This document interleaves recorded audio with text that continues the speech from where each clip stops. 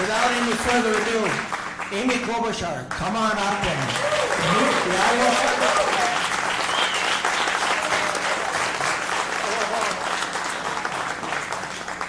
Don't want to get lipstick on Roger's collar there. Anyway, it is so great to be here with all of you. And I know you're going to hear from a few candidates, but let me tell you my story. You all know I'm from Minnesota, and I can see Iowa from my porch. You all know, I think I was your keynote speaker last year in the middle of a blizzard. Brought a little better weather with me this time. And our states have a lot in common when it comes to agriculture. Now, I know what you guys have. Like, you are first for what? Corn, eggs, hogs, right? And we are first for sweet corn, sugar beets, and yes, turkeys. So we'll just let that go. And when I got to the U.S. Senate, my number one ask was to get on the Agriculture Committee. And I'm the only one up on that debate stage that made that ask, and also that has been consistently devoted to these issues. And you can see it not only in the work that I've done and the bills that I've passed, but also where my heart is. And I'm so proud to have out there in the audience my former ag staffer for 5 years, who is also your national president and the Minnesota Ag Commissioner, Dave Frederickson, who's been down here for you as well, and it's going to be a great surrogate, and if that impeachment hearing's going on, you're going to hear a lot more from Dave Frederickson. Okay, I have, since we've gotten to the Senate, I've been through several farm bills. And for me, it has always been about putting our farmers first and putting our, you all know the Farm Bill is about more than just farmers. It is also about economic development in rural areas. It's also about nutrition, and it is also about conservation.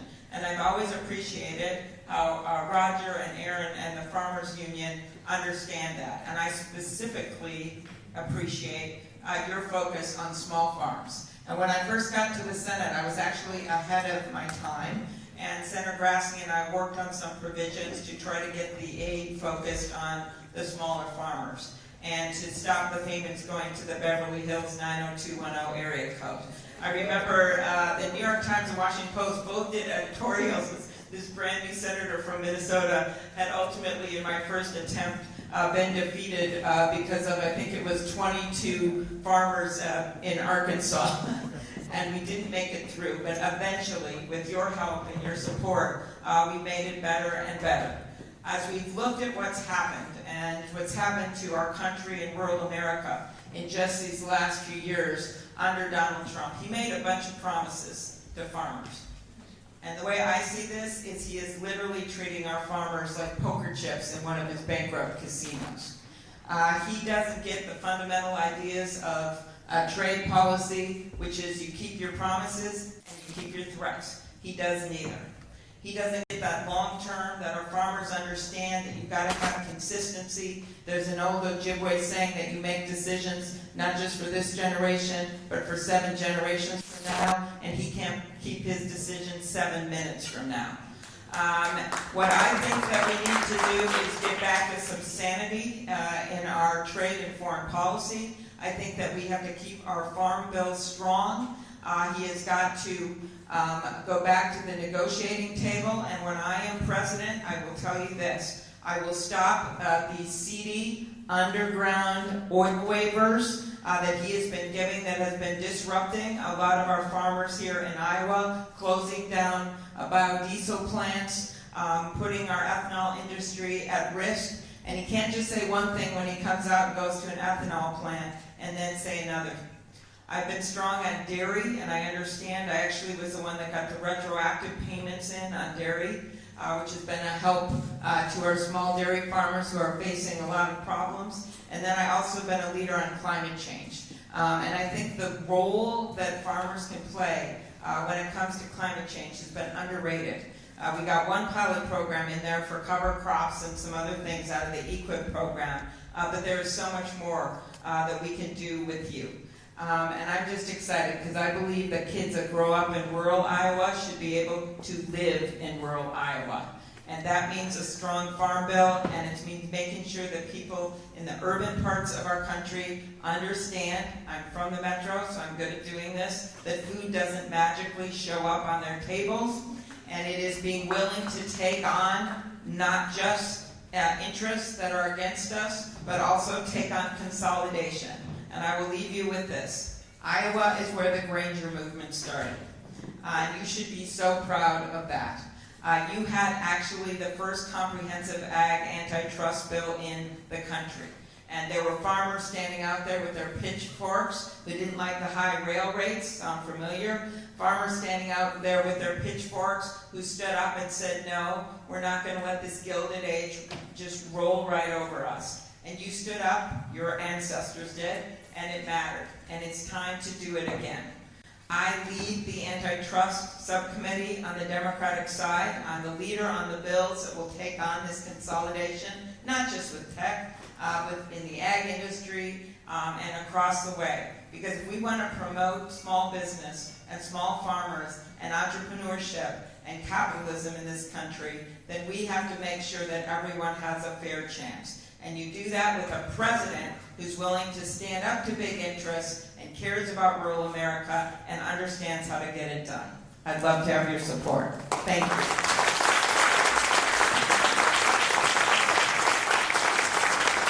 And then I'd want to have a golden triangle if I get to the White House there and put it in the Lincoln bedroom. That's right. That's right.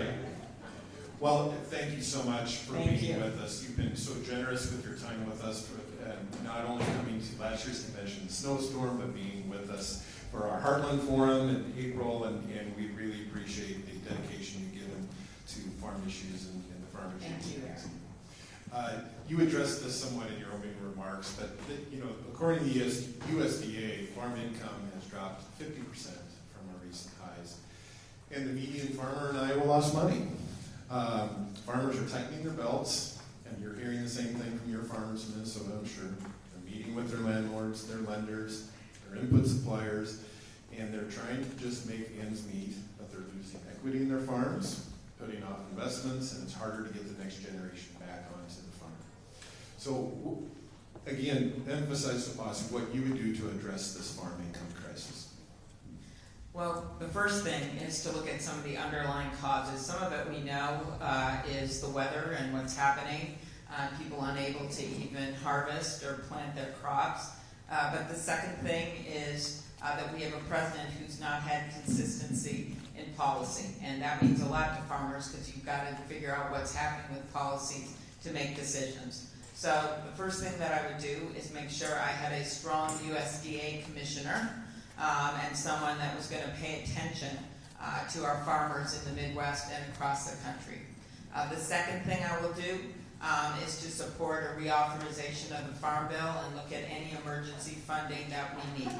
I would go back to the negotiating table with China, and I would make sure that, of course, we have fairness in our trade policy, but I would use much more of a focused approach to where the problem is. I did this, in fact, and worked with the Obama administration when we were having our iron ore mines closed in northern Minnesota. The key was trade enforcement.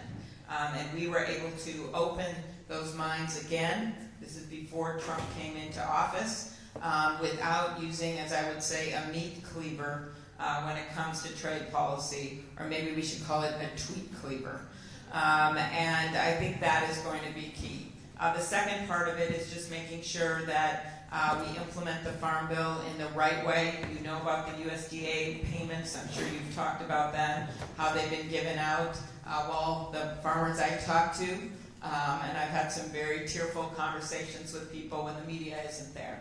People say, you know what, I've inherited this farm from my dad, who got it from his grandpa, who got it before that, and I don't want this farm to end with me.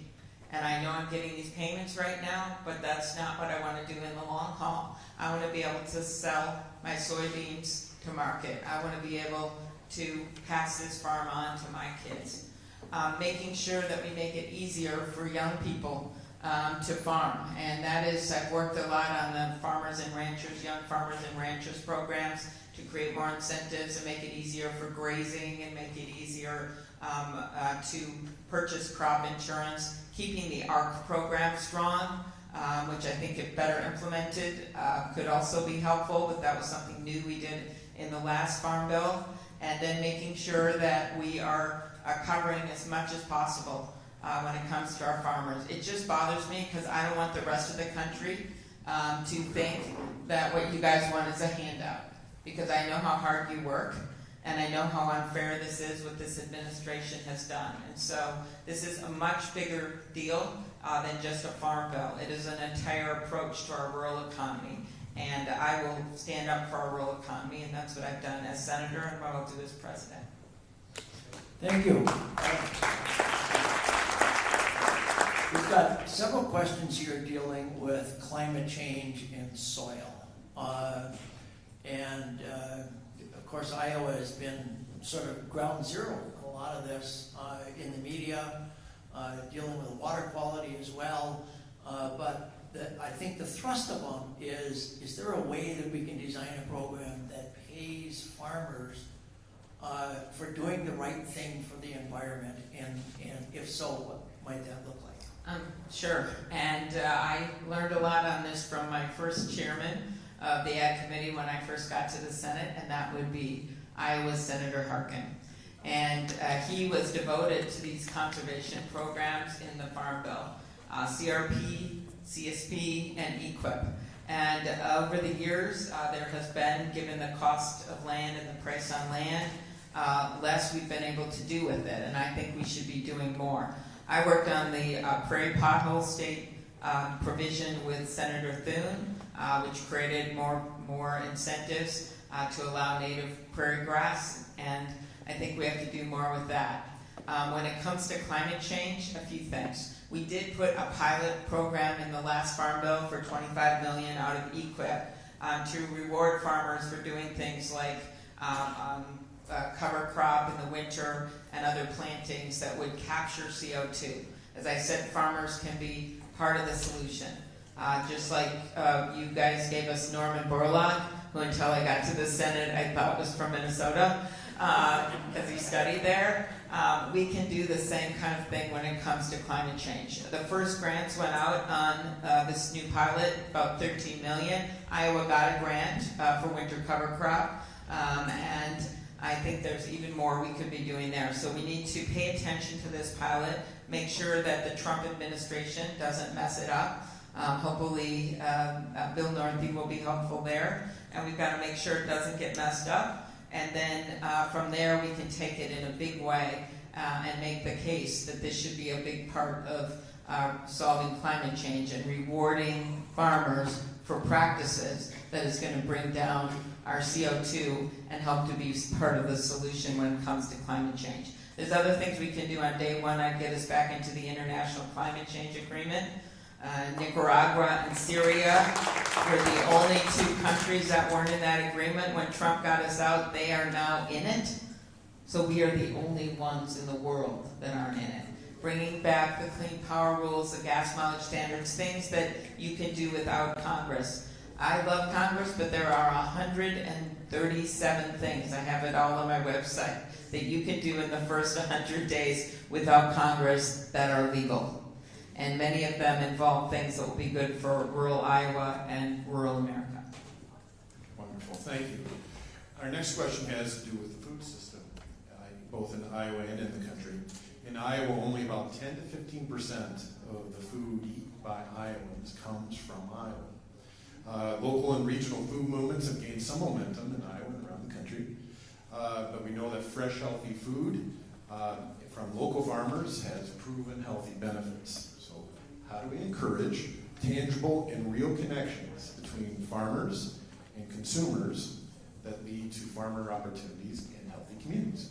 Great question. So I would start with we've made sure that in that Farm Bill, and we need to do even more, that we put a big emphasis on nutrition, and that includes our school lunches, and that includes food stamps and other things that would be helpful. I'm opposed to what the president has been doing lately to mess with those nutrition programs, but that is the part of this. Secondly, we started covering fruits and vegetables and other things in the Farm Bill, and that was a change over the last decade that I think is a good thing. The third thing is looking at like food deserts and places where people don't have access. It can be extreme urban, it can be extreme rural, but where people don't have access to fresh fruits and vegetables, and making that a major part of our food policy. And the last thing would be things like farmers markets. I was at the Des Moines Farmers Market, and that was an incredible sight. I had no idea how big it was, and I'm sure you have ones in other communities in Iowa as well. But I got to see how people who live in urban areas, and it reminded me a little bit of our state fair, yours and ours. I never weigh in on which one is better, but except to note that we are the one that have the Princess Kay and the Milky Way butter carving contest, where 12 butter busts are carved in a revolving refrigerator. But that reminded me of that, because you have a lot of people, including in Des Moines, who are in a more urban area, and they don't always get to see where their food comes from. And I think those kinds of markets, as well as the state fairs, which are really important, are ways of exposing people to rural way of life and an understanding of the importance of healthy food. And the last thing I'd add is we've had this increase in obesity, and the more we can do to get out there, the importance for our military, the importance for our country of access to good food will be really important for our country's security and our country's future. Thank you. We also have a number of questions that really tie into that. You talked about the rural way of life.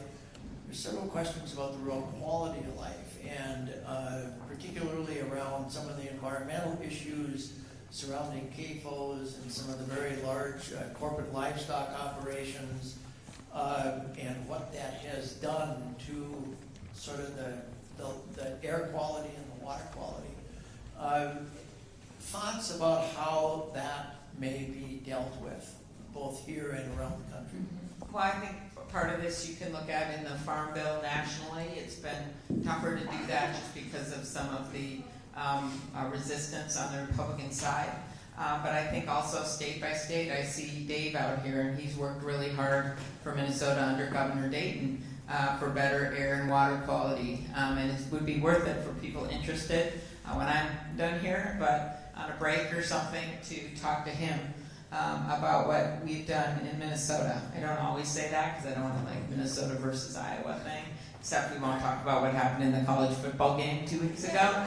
But that's worth it. And I think a lot of this has got to be fought because you organize people and say, look, we want better safety, water quality and air quality in our states, and people galvanize across that. And I think there's this mistaken view that people only care about that in urban areas, and that's not true at all. And so it's making it an issue and organizing like you do in the Farmers Union. Well, very good. Our next question has to do with taxes.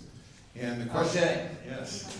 And the underlying question is, how are equitable taxes going to protect rural farms and economies? How will it ensure this?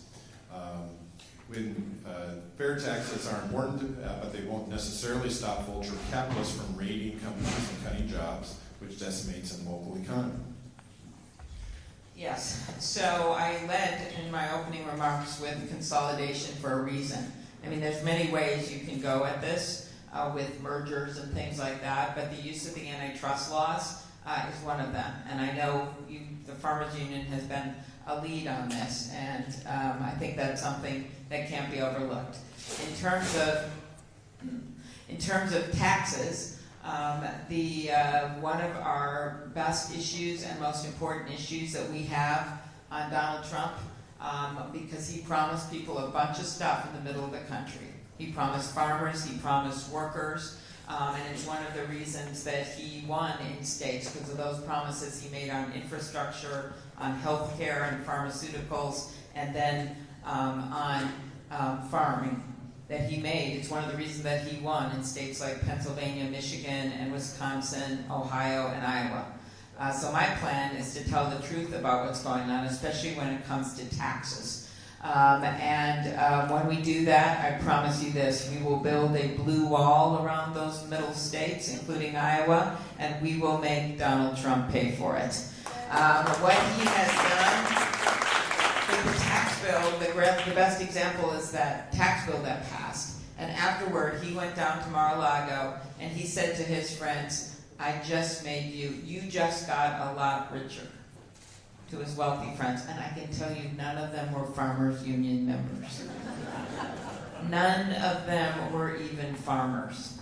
He said that to some really wealthy people in the financial industry and other places that were benefiting from this tax bill. So what I would do is repeal the regressive parts of this tax bill. Let me give you examples. The corporate tax rate went down from the mid-30s all the way down to 21%. Every point we go up is $100 billion in 10 years. You think of what that would pay for with infrastructure. You think about what that would do to help rural hospitals when we're seeing closures. Then the international tax rate, if we simply go back to where it was under the Obama administration, $150 billion in 10 years. And that's just the icing on the cake. There are so many examples of what we can do and the case that we can make to rural America about how we can make for a more fair and better tax code for our farmers and for people who are not his friends down in Mar-a-Lago. So my plan, when we pass a tax bill, it will not be to go to Mar-a-Lago. I've never been there in my life.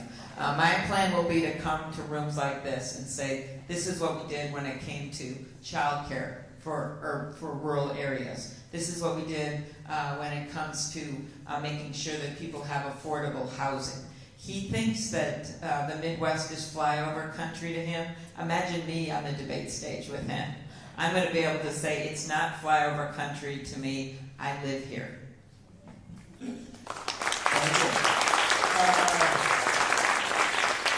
Got several more questions going back to climate change. This one says, the IPCC predicts Iowa will be having 40 or more days of above 100-degree heat in the summer by 2050. How are you going to prepare for massive crop failure and food shortages that seem headed our way?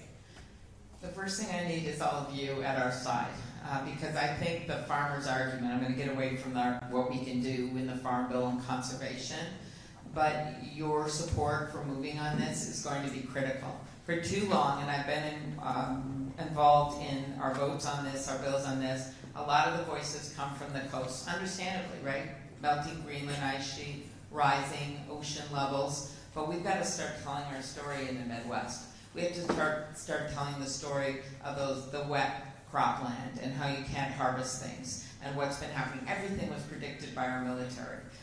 We have to start telling the story of those fires in Colorado and in Arizona. The story of Fran, the woman out by Pacific Junction who gave me her binoculars, and you look through them and she says, this is my house. I bought it with my husband and we lived there with our 2 4-year-olds, and I love the kitchen. She said, I love the way the light comes in the kitchen. And I say, as I'm looking through these binoculars, it's sleeting because I'm always in bad weather. And I say, where is the kitchen? She says, it's all underwater. It's a nearly 100-year house. There's horsehair in the plaster. It has stood here sturdy for all those years. And then I said, Fran, is this the river? There's this raging water. And she says, no, that's the road. And I said, then where's the river? She says, the river is 2.5 miles away. It's never gotten even close to this neighborhood or this house before. So Fran chose those binoculars to 7 presidential candidates, but she endorsed me because she understands this. And that is the voice from the Midwest, to be able to make the case of what it means to our farmers, to be able to make the case for the rising home insurance. We've seen a doubling of home insurance across this country. It's a different kind of argument.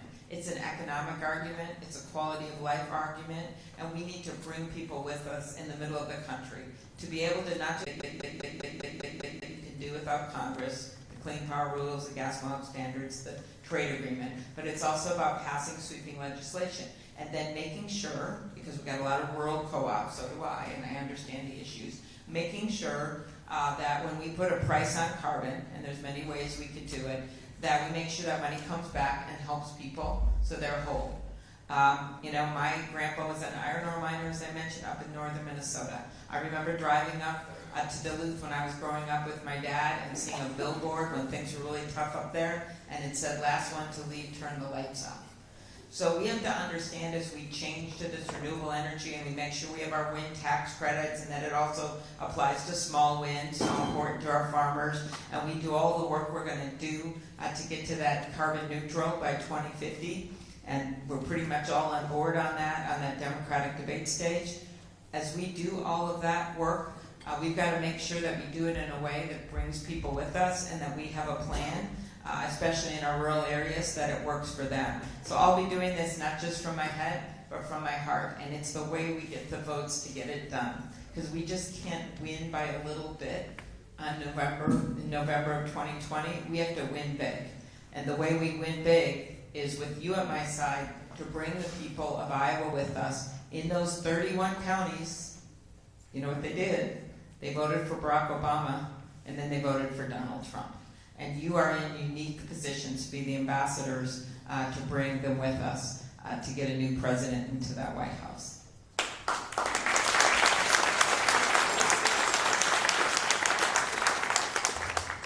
Well, you've done a wonderful job addressing a lot of our questions today, and we've got a whole pile more. But we have limited time today, so please thank you so much for your time being here, and take some minutes to conclude with us. And again, thank Very good. Well, I could ask questions forever, and answer them. So I just want to thank you so much.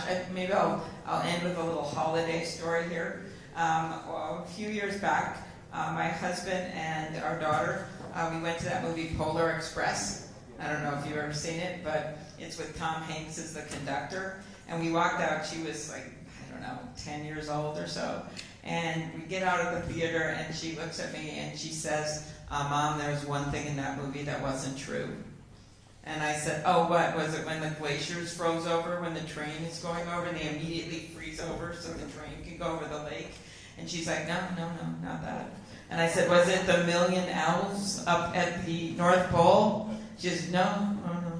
And I said, "Well, what wasn't true?" And she said, "It was at the end, when the conductor, who's Tom Hanks, is standing on the train and it's getting ready to go, and the little kid's out there, and he says, 'Come on, kid, get on the train.' He says, 'It doesn't matter which way the train is going, just get on the train.' And my daughter looks up at us and says, 'Mom, it does matter which way the train is going.'" So that is my closing message to you. It matters which way the train is going. We have a president that has let down your farmers union, he's let down your members, and he's let down rural America. And yes, this is an economic check on this president. You think of what just happened with voters, many of them in rural areas, in places like Kentucky, right, where Mitch McConnell now has a Democratic governor, in places like Louisiana, in Virginia. What happened was, in those first two examples, the president went down and did a rally standing next to the opponents of those Democratic candidates the night before the election, and guess what? The Democrats won. So my first question is, where else can we send him? But the second thing is that we won in those states, and we won the governorship of Kansas, and yes, in Wisconsin, and in so many races, and you gave us Abby and Cindy, and we were so close to electing JD, and this time we can. When you look at what you did, turning the House of Representatives into the People's House, we did that with some common sense candidates who had an optimistic economic agenda for Iowa and for rural America. We did that. But it is something else as well that's going on in this country. It's a values check. It's a patriotism check on Donald Trump. I think about the words of Joseph Welch, who was the Army counsel during the McCarthy hearings. And he was from Primgar, Iowa. And like a history nerd, I went to that town to try to figure out where his house was. I never did. But he was the one who said those words that really changed the course of history and civil liberties in America. He was the one that looked at Joseph McCarthy, the congressman, this Army consul from Iowa, son of immigrants, and said, "Have you no sense of decency, sir? Have you no sense of decency?" And I was getting to that. That was my punch line. God, you just steal my best line. He was a Grinnell College graduate. Know where I am. Okay, but that is what he did. And when you think about this election, I want you to remember that as you talk to your friends and neighbors. And the argument for me, your neighbor to the north, is that I have won my races that way. I have run every place, every race, every time. I have won in that district that every time that borders Iowa. I have won in the district, the rural, pure rural district that borders North Dakota and South Dakota every time. I have won Michelle Bachmann's district every time. And I have done it not by selling out on our values, you can ask Dave about that, but I have done it by going not just where it is comfortable, but where it's uncomfortable. I have done it by looking people in the eye and telling them the truth and telling what I think we need to get things done. That's how I passed over 100 bills in the U.S. Senate. That's how I think we should govern. Because I don't want to just eke by that victory. I want to win big. And mostly, I don't want to be the president for half of America. I want to be the president for all of America. So I want to thank you for having me. I would love your support, and you're not going to find anyone else. I wish we had a big farm debate. That would be really fun. Who could reel off all of the aspects of the EQIP, CRP, and CSP programs. But I'm ready to have that debate. See you later. Thank you, everyone.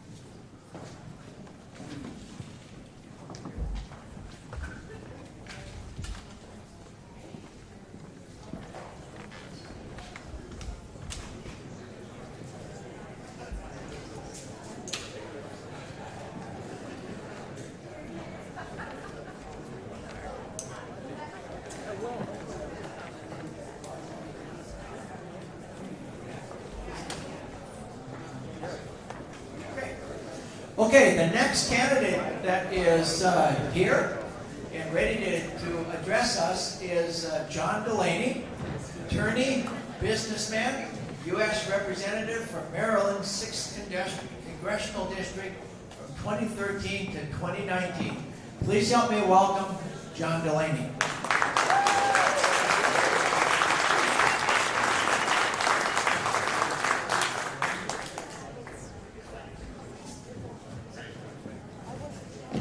Good afternoon, everyone. Good afternoon. How's everyone doing? Good. It's great to be with you here today. So, I'm from New Jersey, originally. Don't hold that against me. I grew up in a small blue-collar town, two-family house. My dad was a construction worker. He was an electrician. He was a union electrician. But in 1987, the best thing that could have ever happened to me happened to me. I met my wife, April, at law school at Georgetown. She was from a very different place than I was from. She was from Idaho, a small town in Idaho called Buell, Idaho, and her dad was a potato farmer.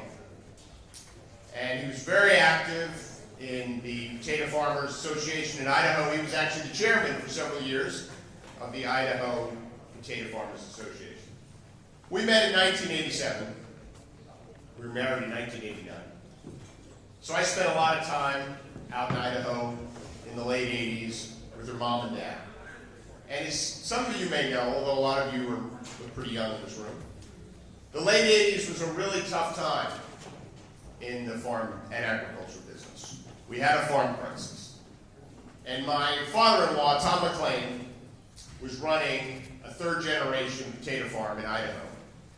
And things were tough. And unfortunately, he had bought out his three sisters from the farm in the mid-80s. And he borrowed money from a local bank to buy them out. That bank went under during the S&L crisis that happened in the late 80s. and he ended up losing the farm because the bank who knew him, who had a relationship with, probably had a relationship with his whole family for generations, was taken over by the government. They foreclosed on the farm and they lost the farm. And I watched the effect that that had on him. And it affected him his whole life. He was never quite the same. Tried to get back in the business, rented some ground, never really worked again. So it's always given me, again, as a blue-collar kid from a crowded, dense, working-class town in New Jersey, this was my first exposure in many ways to rural America. And understanding and appreciating what people do in the heartland of this country to not only feed this nation, but to make sure we're food secure and help build this nation. So April and I got married. We were blessed with 4 daughters. I became an entrepreneur, started 2 businesses, created thousands of jobs. But I always thought of my life as a third learning, a third earning, and a third serving. And that led me to run for Congress. I was first elected in 2012, and I started serving in 2013. My district was the only competitive district in the state of Maryland. And it was the most rural district in the state of Maryland. And it had the most farmers in the state of Maryland. And actually, agriculture is the #1 industry in the state of Maryland. Most people don't think that. Most of the farms were smaller farms, a lot of dairy farms. But it became a really important issue for me in the Congress of the United States. Since I've been running for president, I've been all around your amazing state. I've been to all 99 of your counties. Which used to matter here, I think. And it's been an amazing experience. But I got tough right now. Things are really tough right now. Part of it is what's happened to the agriculture industry. I mean, this trade war is decimating rural America, and you know it. And there's obvious things we need to do. Right? We talk about a lot of them. We talk about taking away the ability to grant these waivers, right, which is a terrible thing that this administration has done. They've granted 86 of them, and it's hurt the industry.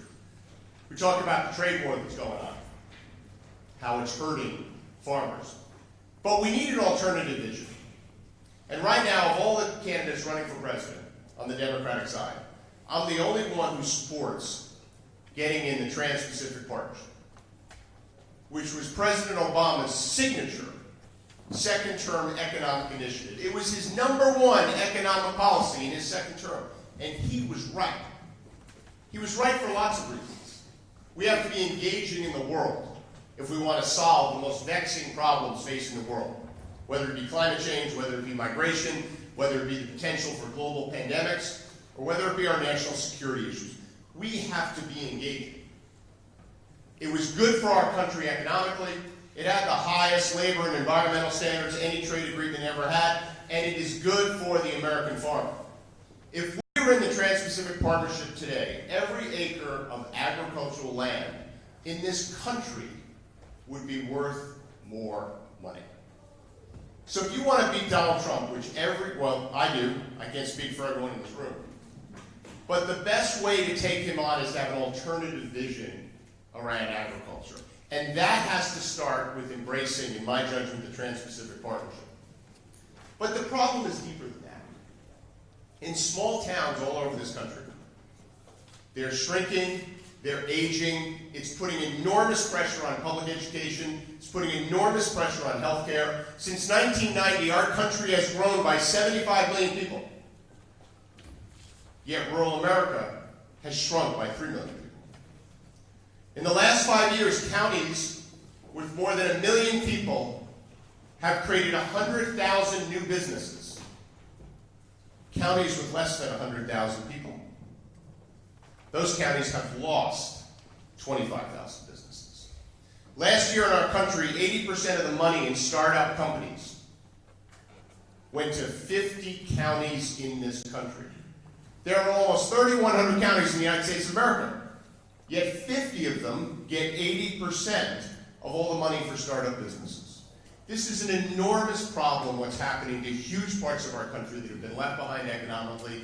They're shrinking, they're aging.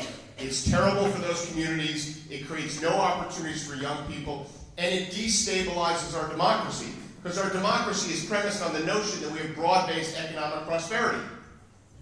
The model of the US Senate, the model of the Electoral College is based on a country that is fundamentally thriving everywhere economically. And that's why we need an agenda for rural America. And it involves creating policies that get private capital and public capital flowing to these communities. I'm 2 months into something I call my Heartland Startup Tour. We're all going back to all the small towns in Iowa. And I'm talking about things that we need to do to create jobs in these communities. I was the youngest CEO in the history of the New York Stock Exchange when I took my first company public. I spent my whole career helping small businesses all over this country. We need to reignite entrepreneurship and small businesses in rural America. That is our salvation for these communities. We have to strengthen the agricultural economy with smart trade policies. We have to center our climate change strategy in rural America. And we have to make sure we have policies and a leader in place who actually cares about starting or creating the environment where businesses get started and small businesses can thrive in rural America. And that is my agenda, and that agenda will matter to Iowa. And that is an agenda that you can not only beat Donald Trump with, but you can beat him in Iowa with. And if we beat Donald Trump in Iowa, we don't have to worry about the rest of the map. That rest of the map's going to be very blue. So I look forward to the discussion. Thank you very much.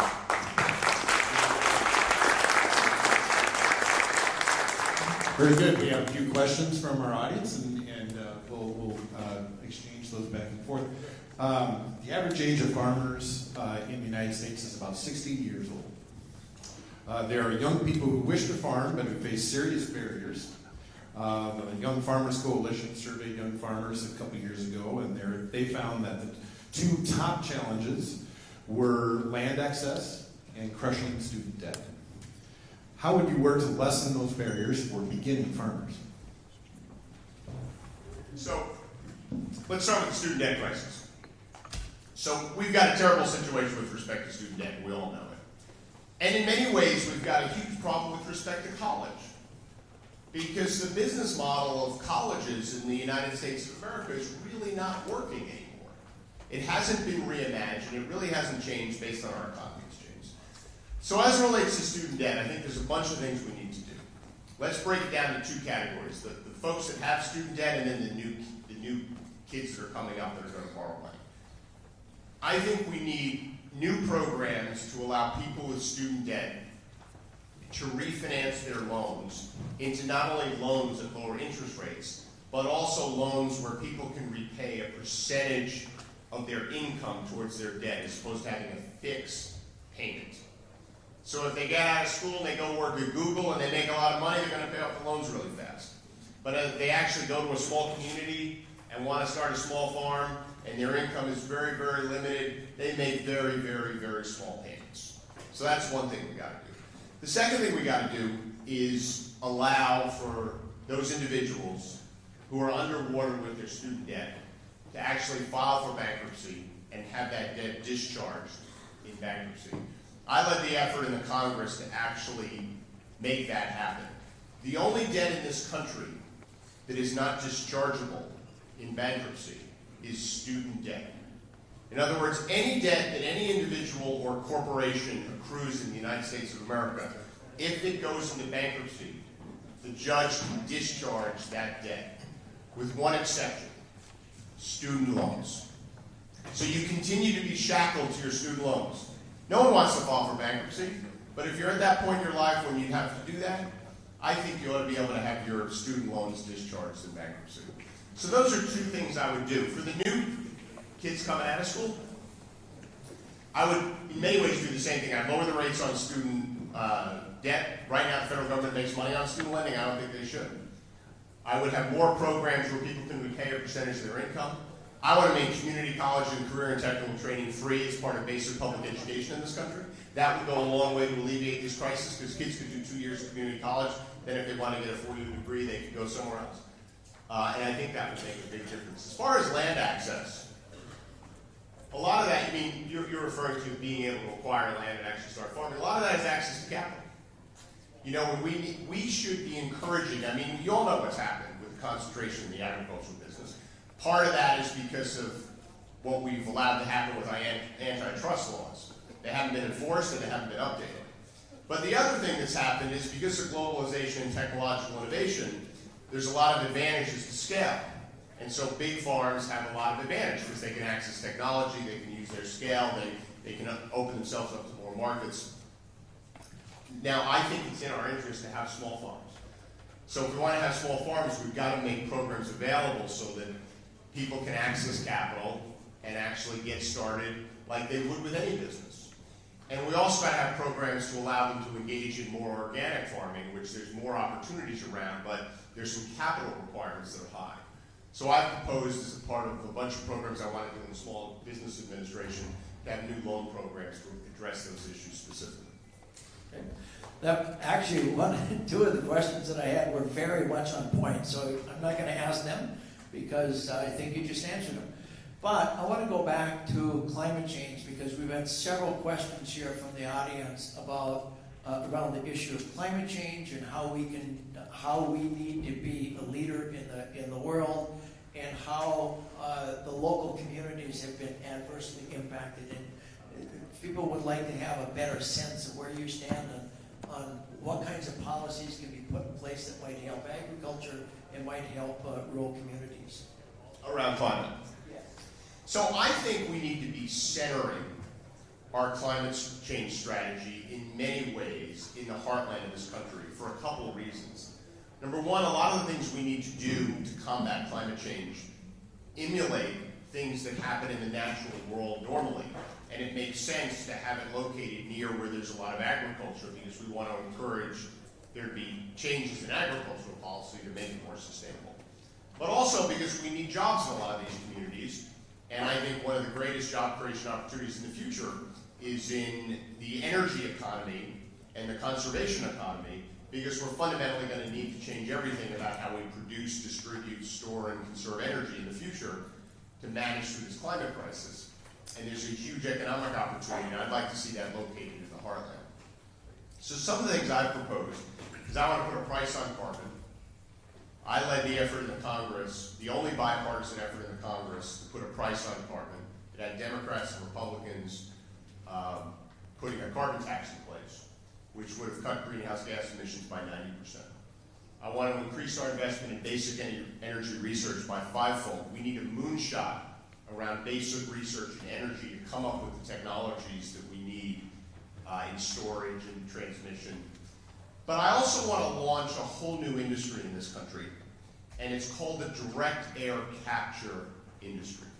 If you read the IPCC report, which as we all know is the most important climate report that comes out from the UN every year, it was clear in its recommendations that they believe we need to be extracting CO2 from the atmosphere. The National Academy of Sciences just did a huge review of these technologies. Some people call them negative emissions, some people call them direct air capture. They're basically vacuums that suck CO2 out of the atmosphere. And the reason people think we need to do it, as do I, is because we need to get to net zero by 2050. We don't have a choice. And if we want to ensure that we're at net zero by 2050, it would be prudent to start scaling the technologies that are needed not only here, but importantly around the world to remove CO2 from the atmosphere. I'd like those technologies to be located in the heartland of our country, just like we see so much wind and solar technology located in our heartland. And the way to do that is with affirmative policy. So I've called for the construction of something called the carbon throughway, which is a pipeline.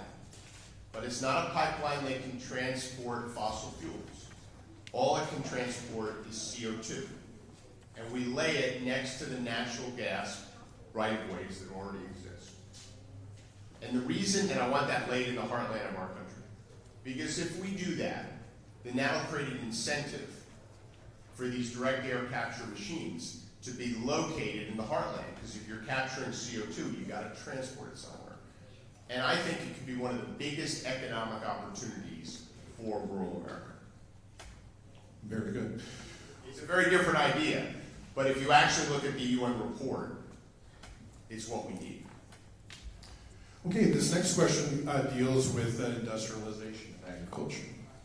How much of a priority will you make of eliminating the industrialization of agriculture, especially livestock production, and creating an environment that will allow small-scale, independent family farms to flourish? Well, as I said in my earlier comments, I think one of the tragedies that's happened in this country is the commercialization and the industrialization and the consolidation of the agriculture industry. As I said, my father-in-law ran a third-generation family farm. In my district in Maryland, I represented the largest number of small family farms in the state of Maryland. And I think they're so central and critical to who we are as a nation and the culture of our country and the culture of rural America that we have to have affirmative policies to encourage them to be strong and vital and vibrant and growing. Some of that is the capital formation stuff we talked about. It also involves changing our antitrust laws, because we've got two antitrust laws in this country that are relevant, the Sherman Act and the Clayton Act. And those laws are very old, 80 years old. They were designed for horizontal mergers, meaning a company consolidating its industry. They weren't designed for vertical integrations, which is what's happened in the technology industry and what's happened in the agricultural industry. And I think those laws need to be updated and enforced, which will end up deconsolidating a lot of the big agricultural businesses in this country, which I think have been squeezing small farms and encouraging the consolidation. So I think if you want small farms to thrive in this country, you need to do several things. Number one, you need the right agricultural policy in general, and that gets back to trade. Number two, you need to make sure there's opportunities for small farmers to access capital and compete. And number three, you need to make sure the rules of the game are such that the big operations don't have all the advantages, which is what they do now. Thank you. The next one is immigration policy. This question is, we know that you and your wife took a delegation of law students to the border to help folks who are seeking asylum in our country. Tell us how that experience may have affected your position regarding the best path forward regarding immigration policy. So, let me give you the background of this story. So, in light of all that was happening at our border, most specifically the separation of kids from their parents, which ought to be a law passed in this country saying you can't do that, by the way. April and I, people talk about a lot of things we should do there, but it's actually really simple. We should pass a law saying you can't do that, ever, period. It's a crime. So April and I wanted to do as much as we could around this situation. And my wife, April, who's an attorney, who's one of the leading nonprofit attorneys in the country dealing with media literacy in children. She's also the chairman of the board of Georgetown Law School, which is where we met, by the way. And so we were thinking about what we could do. This was last year. And we decided, and we were kind of talking to a bunch of folks about what's going on the border. And we said one of the things that are needed at the border is legal representation of folks who are coming into our country seeking asylum. So April and I sponsored a trip, we funded it, where we took 14 law students from Georgetown for a week and 2 law professors down to a facility in a place called Dilley, Texas. Now Dilley, Texas happens to have the largest detention facility in the United States of America. And at the Dilley detention facility, they have a legal aid clinic that has been set up to actually allow lawyers to go and volunteer and represent people who are seeking asylum in our country. So what April and I did with these 14 law students who were part of the immigration clinic at Georgetown and 2 law professors, and April and I went to law school. I'm not much of a lawyer, she's a very good one. But because I'm a lawyer, I was able to plug in as well. So we all plugged into this legal aid clinic for a week. And we helped these asylum seekers process their cases. And it was an extraordinary experience because there were 1,700 individuals in the facility, all women and children. and the moms would come in and meet with us with their kids. We'd have translators there. Some of the kids spoke Spanish, I don't. And we'd hear their stories about what they were fleeing in Central America. And so in terms of how it changed my perspective on this issue, it didn't really change my perspective on our need to have a humane immigration policy in this country. It didn't really change my perspective on our need to pass comprehensive immigration reform, similar to what we also have in 2013 on a bipartisan basis. It should be the law in this country right now, but it never got a vote in the House of Representatives. And I'll put it back on my agenda in the first 100 days. But we also need to be doing things affirmatively to try to fix what's going on in these Central American countries. Because most of the stories were the same. It was a mom with her children telling us that the reason they were fleeing was because gangs either threatened their family or killed someone in their family. And they would go to law enforcement. And this is something none of us can comprehend in the amazing country we live in. But they'd go to law enforcement and they'd say, this happened to me and they're threatening me. And law enforcement would shrug their shoulders. Why? Because they're in bed with the gangs. Because of the corruption. And so they had no recourse. So what I tell people all the time, they did what any one of us would do. Every single one of us would do what they do. Which is they're worried about their safety of their children, and so they left. And they came here. And if we want to actually get to the root cause of the problem, we, the United States of America, in my judgment, has to lead and try to restore some sense of civil society, particularly around law enforcement and the judicial system in these three countries. And this came into a sharper perspective for me. And so I rolled out something that I call Plan Central America, which is modeled after something we did in the 90s called Plan Colombia, where the United States of America, working with our allies and other countries of interest and non-governmental organizations, actually go to these countries and rebuild the judicial system, which we did successfully in Colombia. And I've committed in my first 100 days to convene a summit with all the relevant countries, which include all the North and South American countries and probably a bunch of European countries, and a bunch of NGOs that we think can successfully operate in these countries, and actually create a coalition to back and support rebuilding the judicial system in these three countries. So we should have a humane immigration system. We should reform our immigration system. But like what the president's talking about, which is to pull back aid from these countries, that's the worst thing to do. That is the worst thing we could possibly do.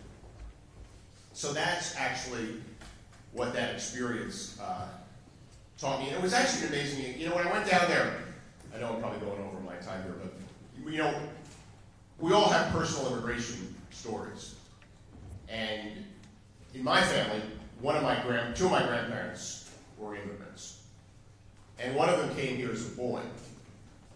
He was 11 years old. And he came with his 7 brothers and sisters and his mother. They came to Ellis Island. And his 7 brothers and sisters were led into the country, and his mom was led into the country. But my grandfather was not. He was detained. He was separated from his family. They were let in. They sent him to Staten Island in a detention facility, and they were going to deport him. So your question is, well, why would they do that to this 11-year-old boy? Well, the reason they did that is because he only had one arm. And we didn't let people with disabilities into our country in 1923. And what happened was, he was detained for about 6 weeks. His family got him an appeal, fortunately. His appeal was held in the Great Hall of Ellis Island. And the judge walks in to hear his case, and my grandfather, the 11-year-old boy with one arm, sees that the judge also had one arm, which is the only reason he was let into the country. But for that, I'm not here, right? And the judge looked at him and said, I want you to make something of your life. And it always struck me that a little bit of shared humanity at that border changed the trajectory of a lot of human beings.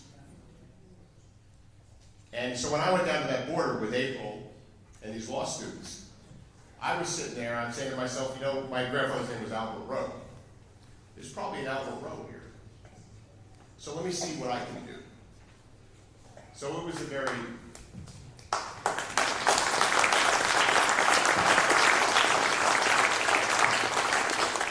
Thank you for taking questions from our audience. We'd love to give you 3 minutes or so to kind of conclude for our time today.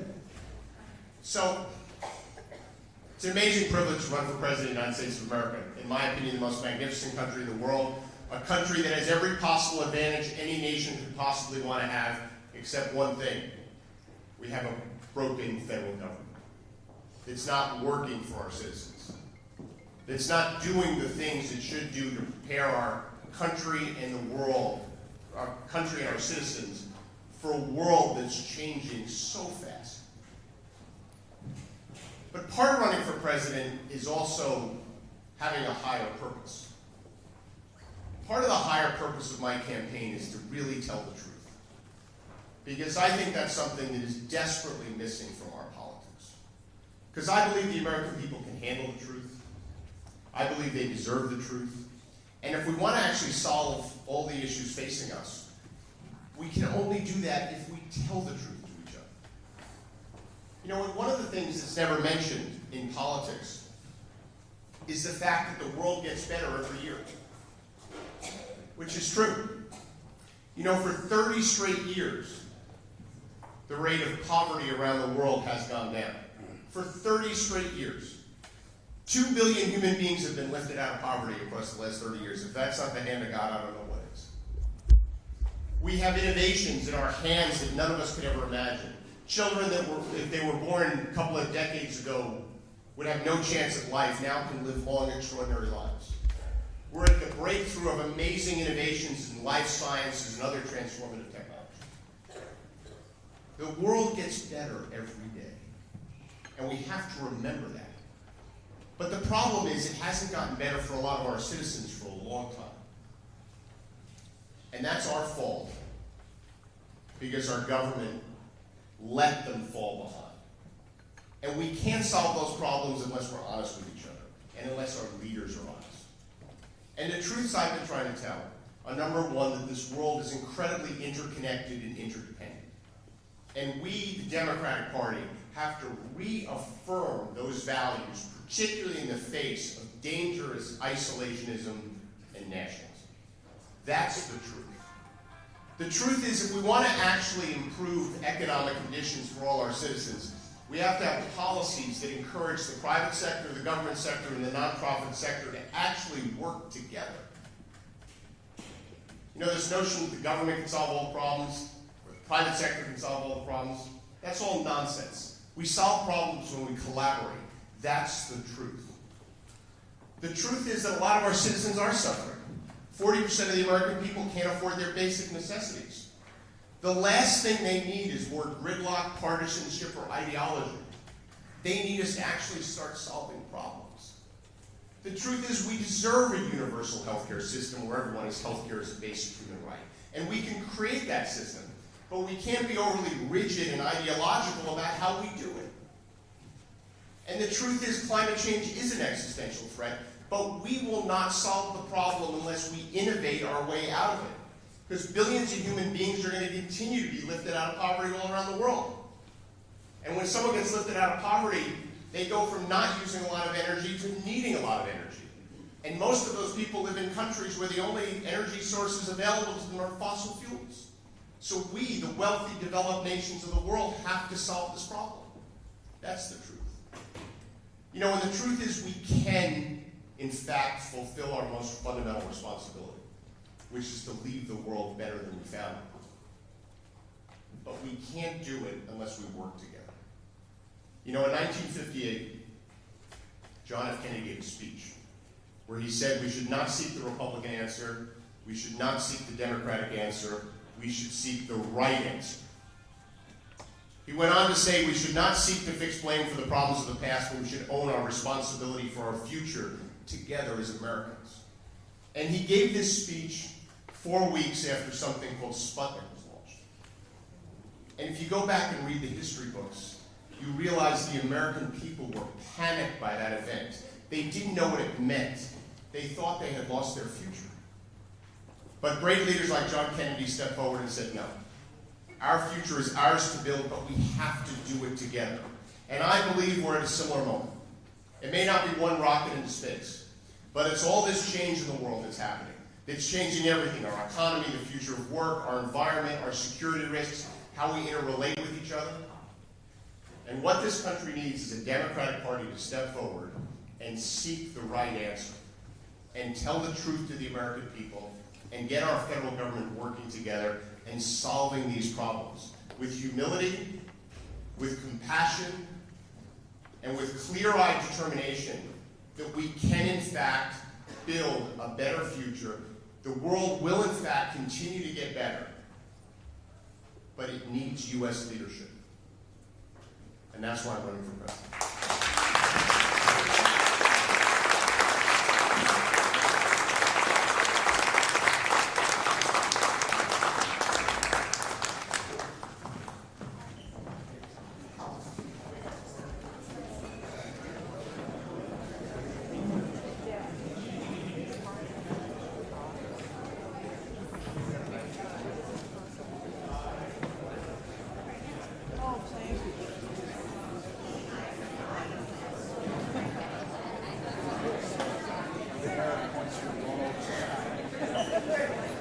All right, our next candidate is Tom Steyer, a successful entrepreneur, philanthropist, and an activist. Among his many enterprises, he launched Next Gen America, a nonprofit organization that supports progressive positions on climate change, immigration, healthcare, and education. Please help me welcome Tom Steyer.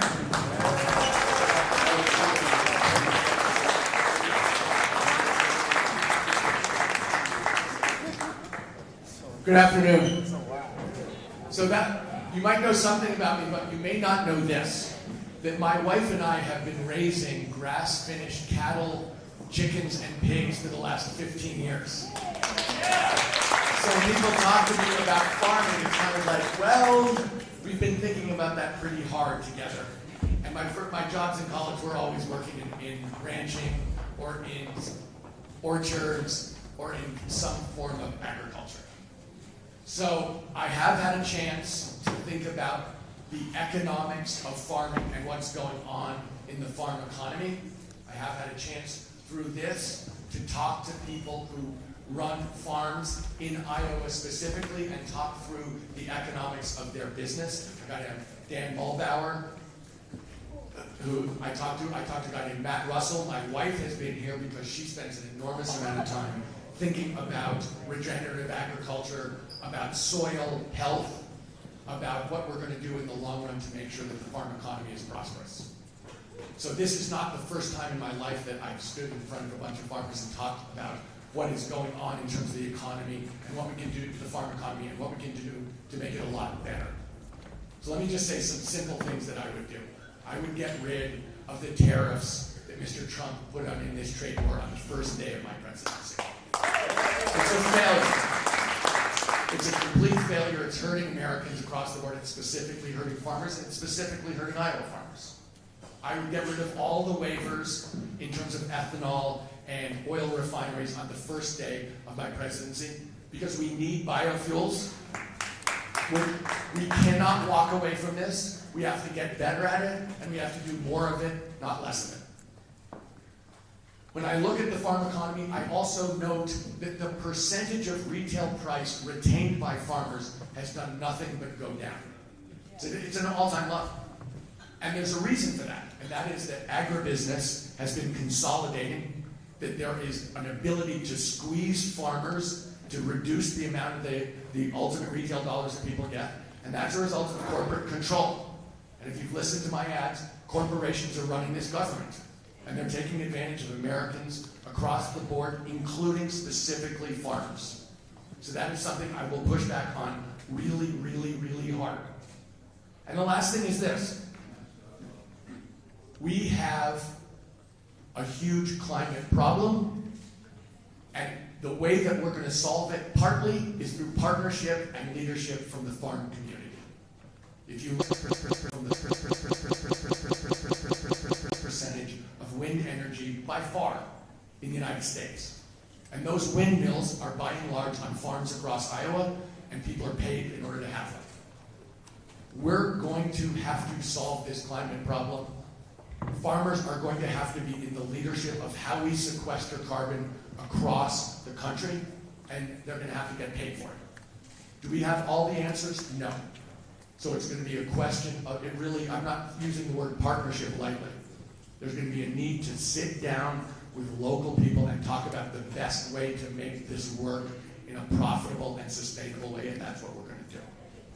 So when I think about the farm economy, my basic point is, I know that we're having a very tough time, and I know it should be 1,000,000 times better, and there are things that we can be doing from day one to make it better, and then we have to continue to have a profitable, prosperous farm economy, and the government has got to be out there, because what's going on right now is dead wrong.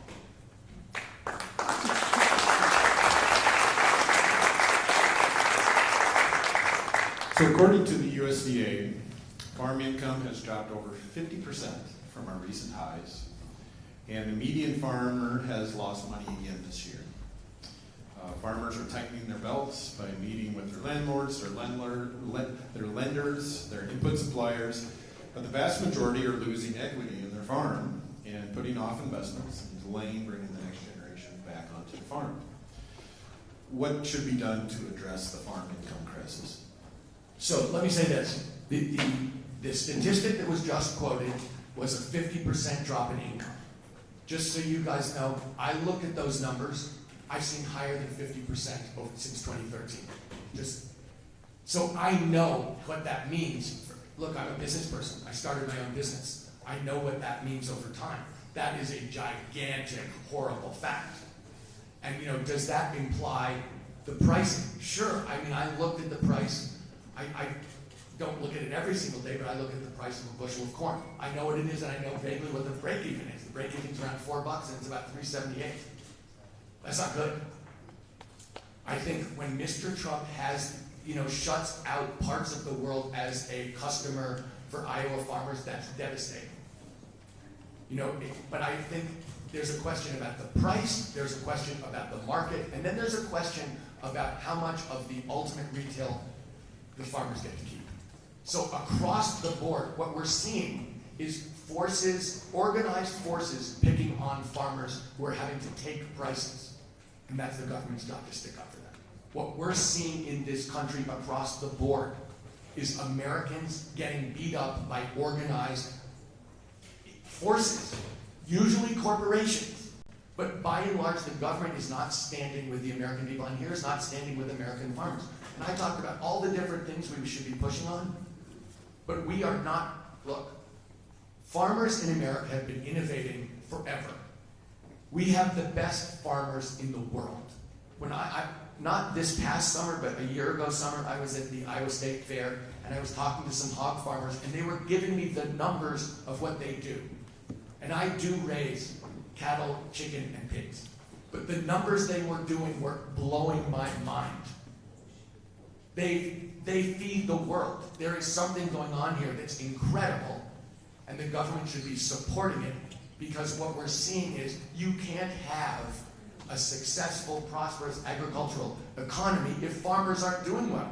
I don't care if they give payments to try and make up for the trade war. That isn't going to go to the people who are selling equipment. That's not going to go anywhere to really build an economy. So, kind of related, how would you reform the Farm Bill or other laws to rein in corporate livestock production?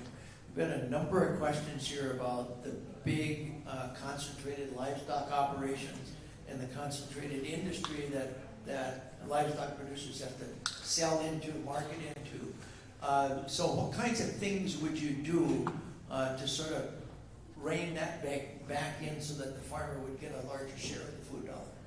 Well, what we're seeing across the board in America, including in the farm economy specifically, is consolidation. So we're seeing it, I mean, you're talking about consolidation, I think, if I interpret your question right, of the actual farmland itself, and obviously we're seeing that at an incredible rate in Iowa and across the country. but there is also the consolidation of people like Cargill, the people who you're interacting with, that are also putting enormous pressure here. And so the question is, how are we going to support farmers really? So it's a combination of higher pricing and higher percentage of the ultimate take. And I think in both cases, the government has got to come in and know that that's the goal, because otherwise this economy can't work. And unless the government provides that support, then individuals are going to get squashed. And that's exactly what is happening.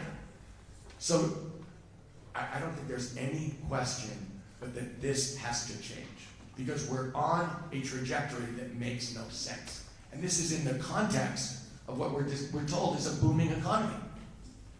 So if we're waiting for a booming economy to bail us out, people are telling us, I don't think this is a booming economy, but that's what they're telling us. We need the government to be sitting here making it possible. There's a lot of different ways to do it. Part of it has to do with different kinds of financing. Part of it has to do with different kinds of price supports. Part of it has to do with preventing consolidation and making the market fair so you're not getting squeezed by consolidated powerful interests. But it goes across the board to an awareness that this is not a sustainable economic situation. This next question is, President, it's hard to watch. Just so you guys know, we can do so much better. I go across this country and I think, my goodness gracious, has this government just walked away from the American people? It's painful to see, because we can be so much better. We're going to have to be so much better, and it's going to be so much more fun to succeed together than the way we're doing this. very good. Regarding our food system here in Iowa, only 10% of 10 to 15% of food eaten by Iowans actually comes from Iowa. Most food is brought in that Iowans eat comes from other states. Local and regional food movements have gained some momentum here in Iowa and the rest of the country. And we know that fresh, healthy food from local farmers has proven health benefits. How do we encourage those real connections between farmers, consumers, that lead to real farmer opportunities and healthy communities? So, one of the other things that my wife and I have done is we have organized in our home state of California something we call California Food for California Kids, which is farm to table in the public schools. The public schools in California serve 1 billion meals a year. And we have our program now is in schools that serve over 300 million meals a year. Without subsidy, it's a good deal for farmers. So when I look at this, first of all, do I think it's important that farmers have an automatic place to sell their products at a good price and encourage it? You bet I think that's a positive. Do I think it's important for our kids to be eating healthy produce in school instead of eating Cheetos and Coca-Cola? You bet I do.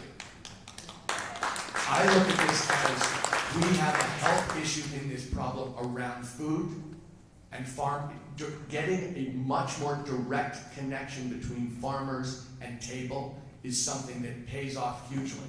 I looked at the numbers of what farmers get to take home in terms of this, and in this case, we don't need subsidies, and we can do healthy food every single day for kids who can't afford it. That may be the biggest meal of the day, and they may be getting a free breakfast and a free dinner too.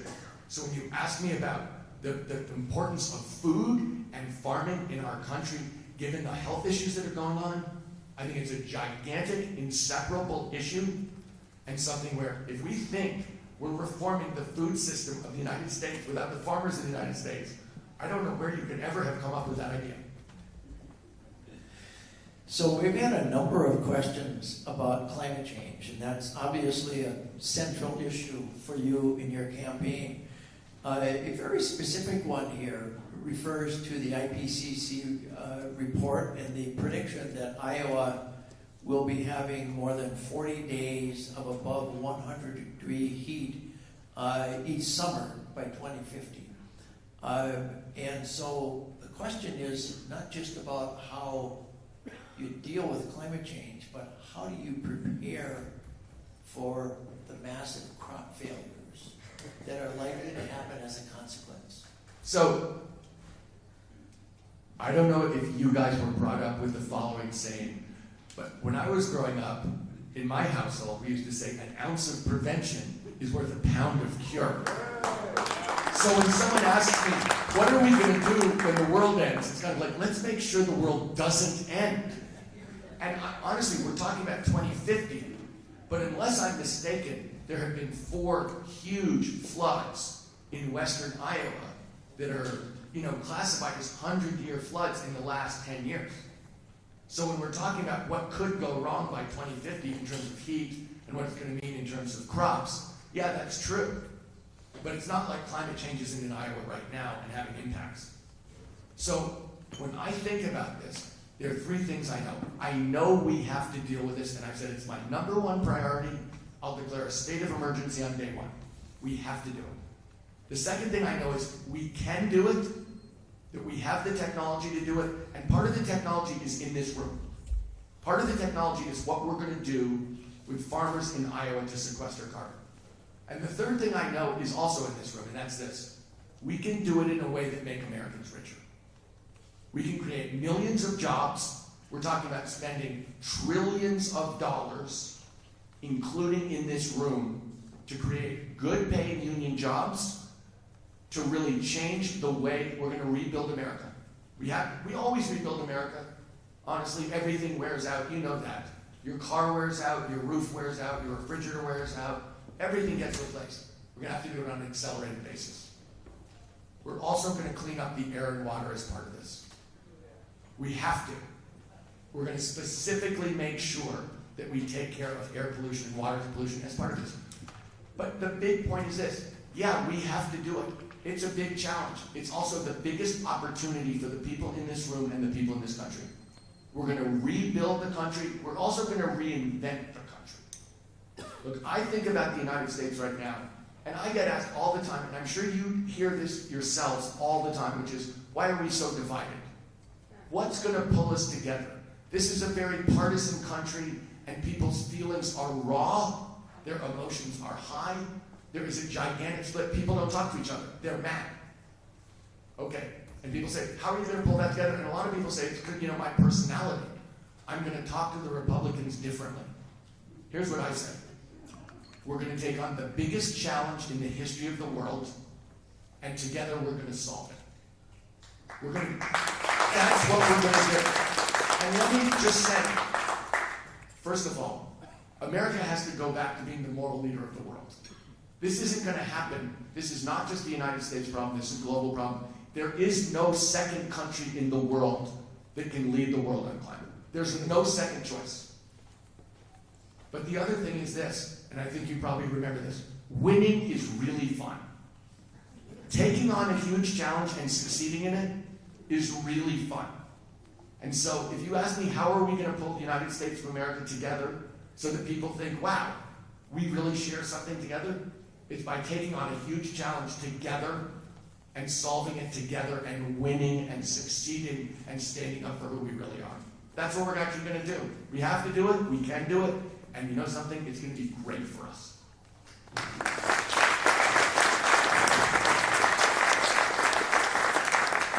This next question deals with rural voters. How will your campaign ensure that you are making real connections with rural Americans rather than catering to voter-rich cities and suburbs? Well, let me say this. I don't live on a farm, but I spend a lot of time on a farm. And what's gone on in the United States from my standpoint, and a huge failure, as a Democrat, let me say this, a huge failure of the Democratic Party has been our absence of presence in rural America. And so, you're asking me, to me, it's a political question. I know that's the way you're posing it, but I see it differently. I see this as largely a moral question. There is part of America that has not been taken care of and people have not paid attention to, specifically in the Democratic Party. We haven't showed up, we haven't learned the facts, we haven't put in the time. If you look, I have a big rural plan about how to do stuff. There is no way that I am not going to be paying attention to the people in rural America. what's gone on in terms of services, education and health, is scary. In terms of how can you expect people to have a successful economy if the government isn't providing the basic services that people require? In terms of connectivity, there's no way that there can be this urban-rural divide. And people talk about broadband, but I'm talking about roads and bridges too. We really need to be connected. We're going to have to make sure that rural America is prosperous, has decent services and connectivity. So, is that okay?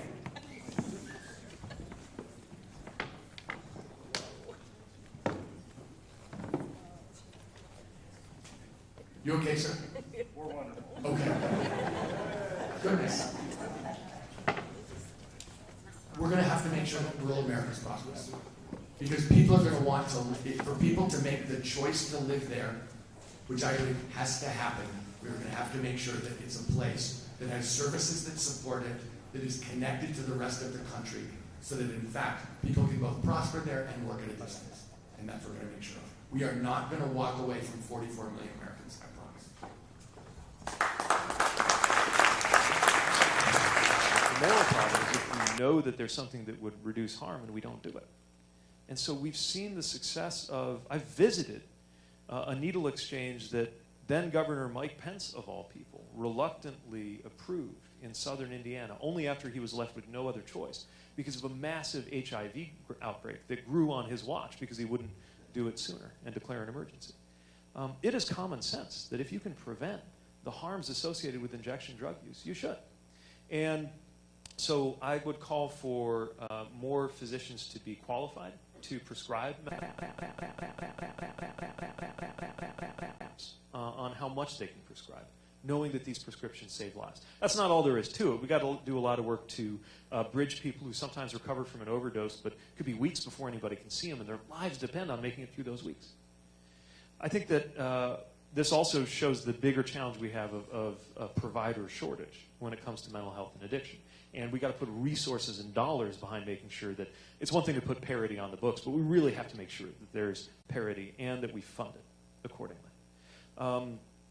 Many states are looking into supervised injection. I don't think we should stop states that are looking at that because I think they should have a chance to prove. It's very controversial, I get that. But they should have a chance to prove that it can save lives, and if they do, we shouldn't stand in the way. Now, when we're talking about more enlightened approaches on opioids, we do need to pause for the question of racial justice, because there are a lot of folks, especially in my community, mainly in the African American community, who have said to me, Mayor, it's great that everybody's so forward-looking now and you're turning the corner on the opioid crisis. Where were you during the crack epidemic? And while I was not in a position of responsibility during the crack epidemic, I feel a responsibility now to look back at other cases, crack, and other areas where there have been sentencing disparities where it was very much a law enforcement-only approach. And it's one of the reasons why, in the course of reforming the drug policies of this country, including things like decriminalizing and legalizing marijuana, we also need to look back at harms done in the past and reverse those harms for people who are incarcerated right now in cases where we know the incarceration is doing more harm than the offense ever did. Thanks for your attention. All right. Let's see. Right there, yellow hat. Yeah. Mike will come to you. Yeah.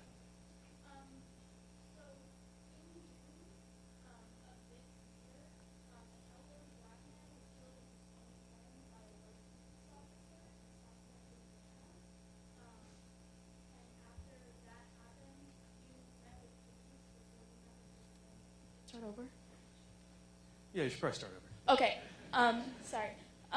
So in June, an elderly black man was killed in his own home by a white police officer in South Bend, Indiana.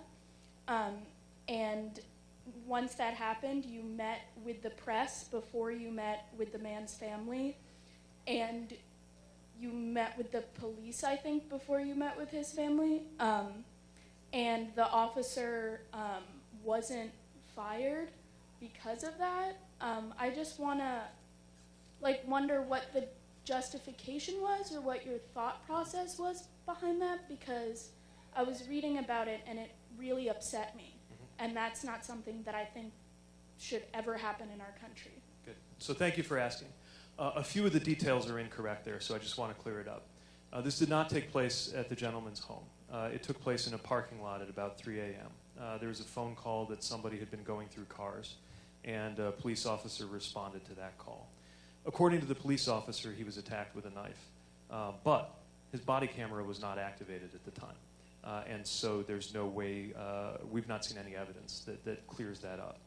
It's one of the reasons I called for an outside investigation on what happened, and that investigation is going on right now. I also met with the family of the individual who was killed. His name is Eric Logan. I met with that family that day. Actually knew some of his family members from before. And have had conversations throughout that week and ever since with community members, with family members, and of course with the police about what this meant for our city. What I believe about the importance of police legitimacy is that every life is endangered as long as there's a wall of mistrust between especially African American residents and law enforcement. And this contributed to that mistrust, even as the details are still being worked out.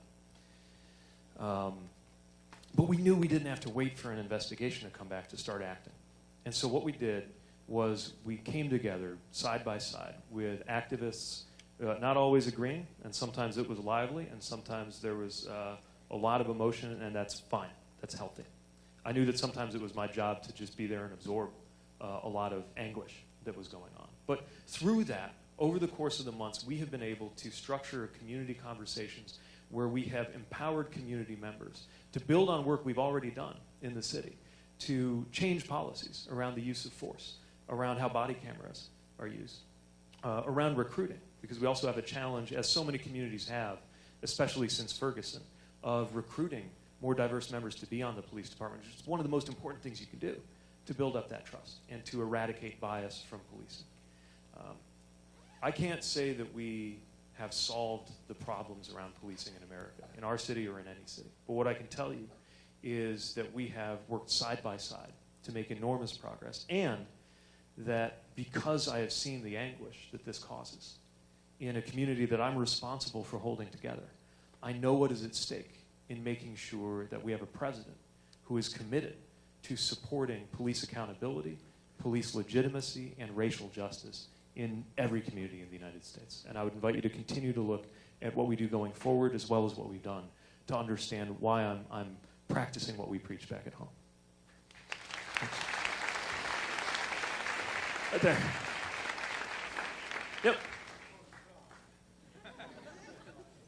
It'll come.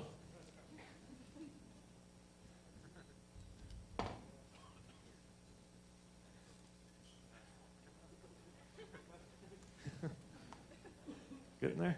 There we go. All right. She can hold it. So in 2011, President Obama intervened in the Libya crisis, saying, quote, that the U.S. had a duty to protect the civilians of Libya under the tyranny of Muammar Gaddafi. And almost 8 years later, it's one of the largest humanitarian crises in the world.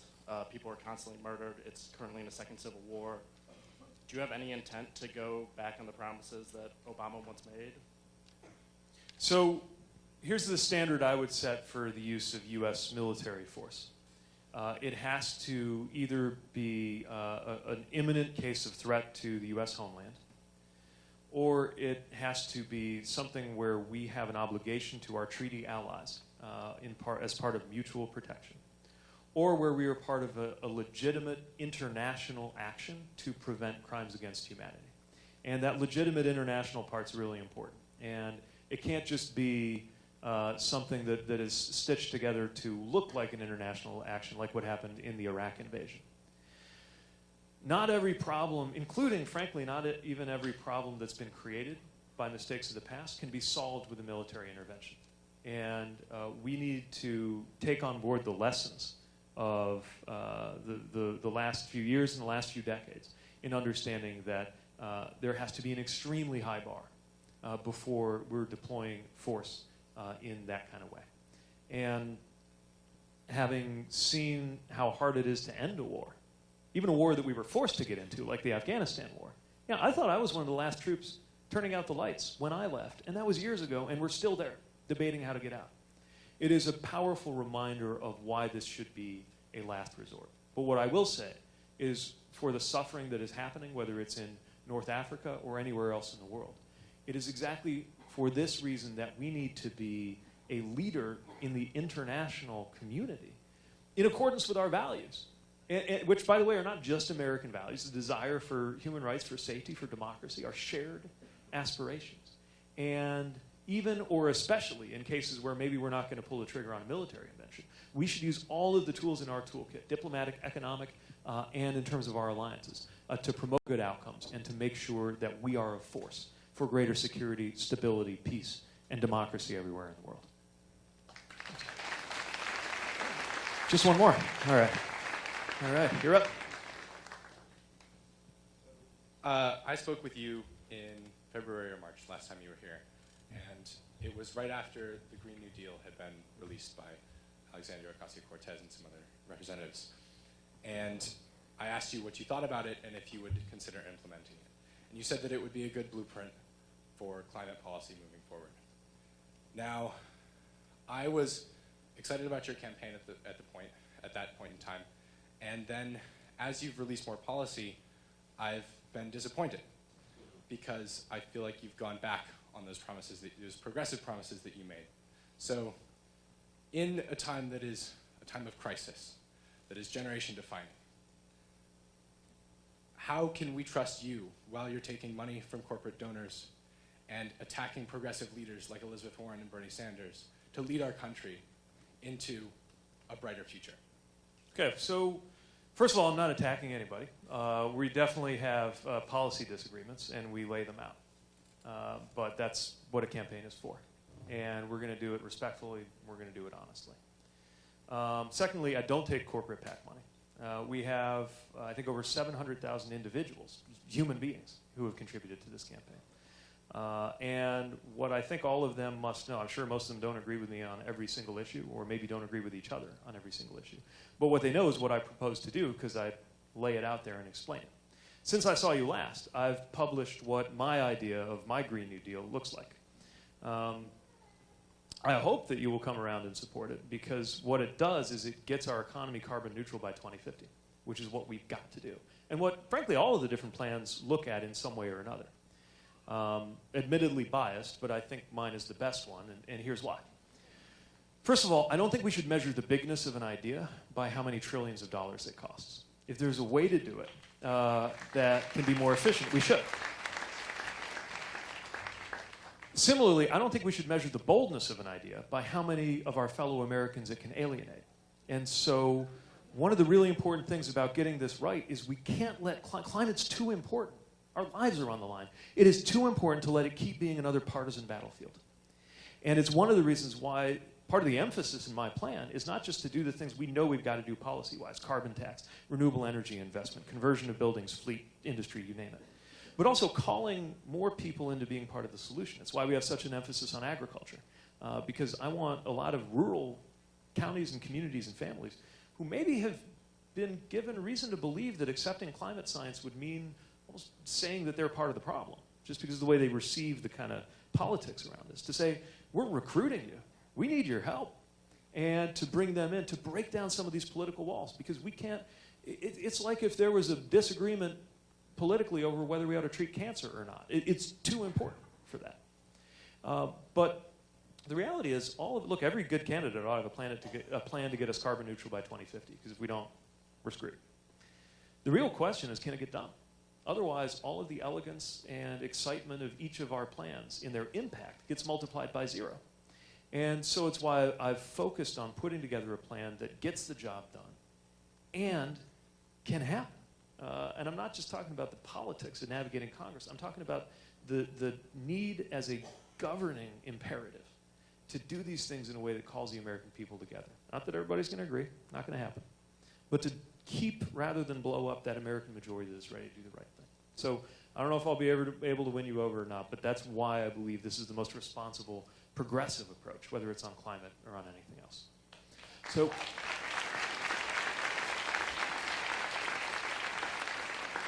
So I got the high sign that my time is up, but I'm really glad we were able to have this conversation. I'm really glad that it was as candid as it is, too. Do you want to go ahead and do the thing? Here.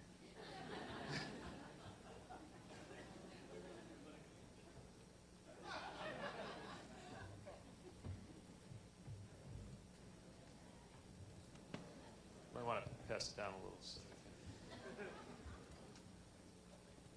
still can't make it out. Youth, hope, youth to peak. You will kill. No, I won't. You will kill us? That's really mean. No, I'm here. I'm here to help you. Pro-corporate funding equals climate chaos. That's why I don't take corporate PAC money. And Wall Street Pete. I remember when they said the same thing about Obama. And then he set up the CFPB, put Elizabeth Warren in charge of it, and delivered some of the toughest regulations on Wall Street ever. So I appreciate where you're coming from. I appreciate all of you coming here. I'm thankful for your support. I'm urging you to caucus for me, and I look forward to seeing you on the trail. Thank you.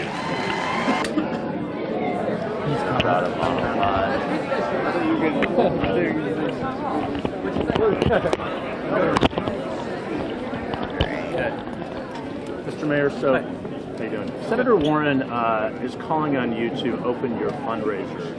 If you're saying the same thing in public as you are in private, why not open them up to a press meeting?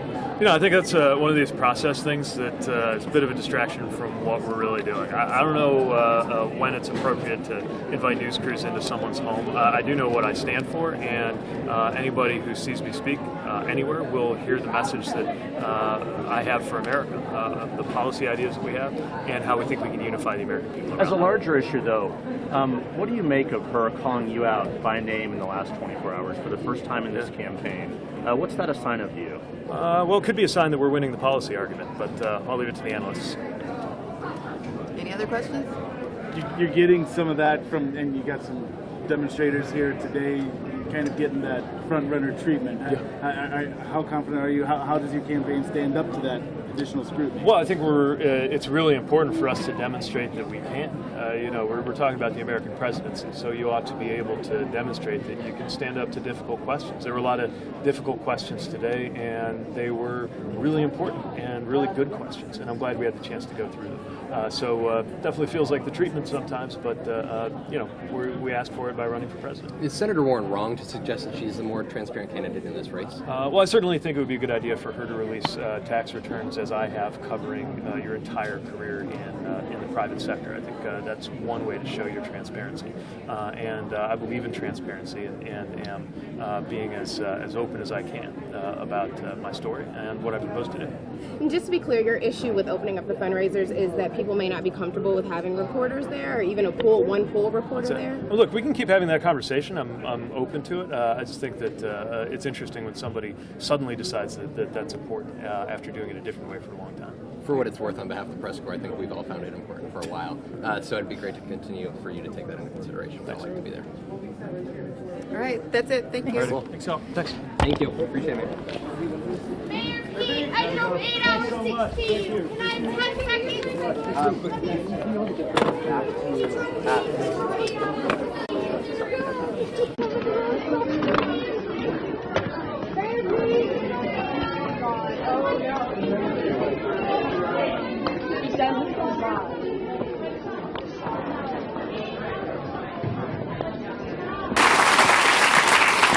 Let me just share with you very quickly why this is so critical. Even as they're meeting in Madrid, and I'm heading to Madrid on Monday for the Conference of the Parties, even as they're meeting in Madrid, even as we know this crisis is coming at us, I mean, my God, Greenland, ice sheet. Greenland is melting 4 times faster than it was 10 years ago. I flew up there as secretary. I saw 86 million metric tons of ice breaking off every single day and floating out to sea. You know what that is equivalent of? 86 million metric tons a day. That's all the water that New York, Greater Connecticut, and New Jersey need for an entire year in one day. And we see what's happening in Antarctica. We see what's happening with the warming that's taking place. More intensive storms, fires that we didn't have before. Fires that are supposed to be once in every 500 years. We have heat droughts constantly. People dying in Pakistan last year because it's 125 degrees, and human beings can't survive in that. You don't have to be told what happens with your flooding and what's happened to farms here and with the great events we've had. So, friend, is this all doom and gloom? No. It's human created and it's subject to human solution. But we have to make the choice ourselves to find the political will to make this happen. We need a president of the United States who will summon the auto manufacturers to the White House. Give them an hour of the science and then look them in the eye and say, hey, folks, we got to move faster to decarbonize our vehicles. And then you got to bring the construction people and the utility people and build out America with the charging stations we need. We can do this. It's what we have to do. Everybody knows it. We're not doing it. You know what? Emissions are going up in the United States this year. Emissions are going up in India this year. Emissions are going up in China this year.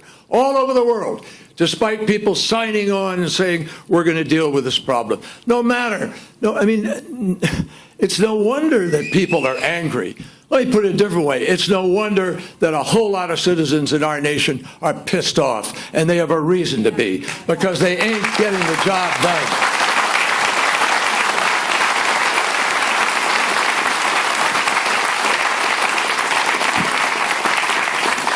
So never has there been a time more urgent, frankly, for us to find leadership at home, leadership that will work to heal a broken world, leadership that knows how to heal that broken world, and leadership that will also stand up and fight for the middle class that has the right to earn a decent enough living that you can pay the bills, send your kids to college, and put money away for retirement in the future.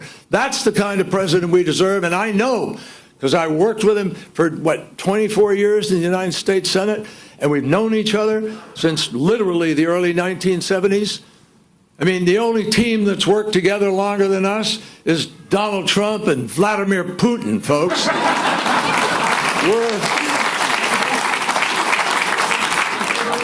So I'm not kidding when I say to you, and I know something about this because I ran, and you all know that. I came within a hair's breadth in one state of winning. I'm not taking us back to that. I'm only saying that because I know what this is. I know what it means. I know how hard he works. I know how hard all the candidates work. And I know how hard you work to make this happen. Joe Biden is uniquely the person running for president who I am confident in my heart and in my political mind is going to beat Donald Trump and set this country on its course.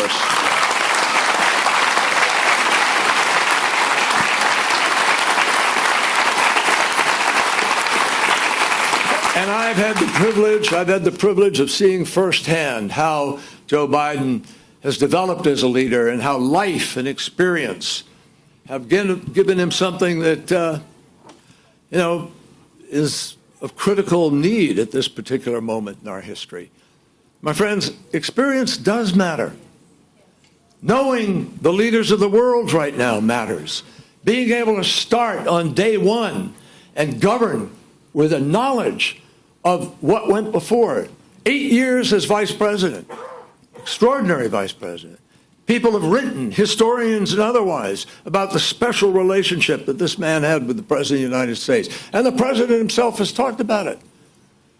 And what's important to know is for those 8 years, there wasn't a single whiff of scandal in the Obama-Biden administration.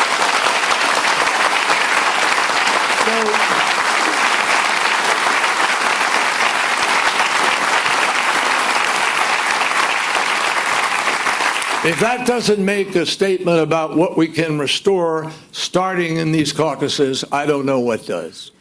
But I'll tell you this. I'll tell you a couple things about the core values of this man. When I inherited the gavel of the Foreign Relations Committee from him when he became vice president, he handed me not just a gavel. He gave me a legacy of bipartisanship, of reaching across the aisle, which I then did with a person he worked with at great length, Richard Lugar, senator from Indiana. And we worked with Joe to pass the START treaty and put it in a place to reduce the threat of nuclear weapons in the world, something Donald Trump has already started to reverse by pulling out of the INF and threatening with respect to this treaty and talking about more nuclear weapons.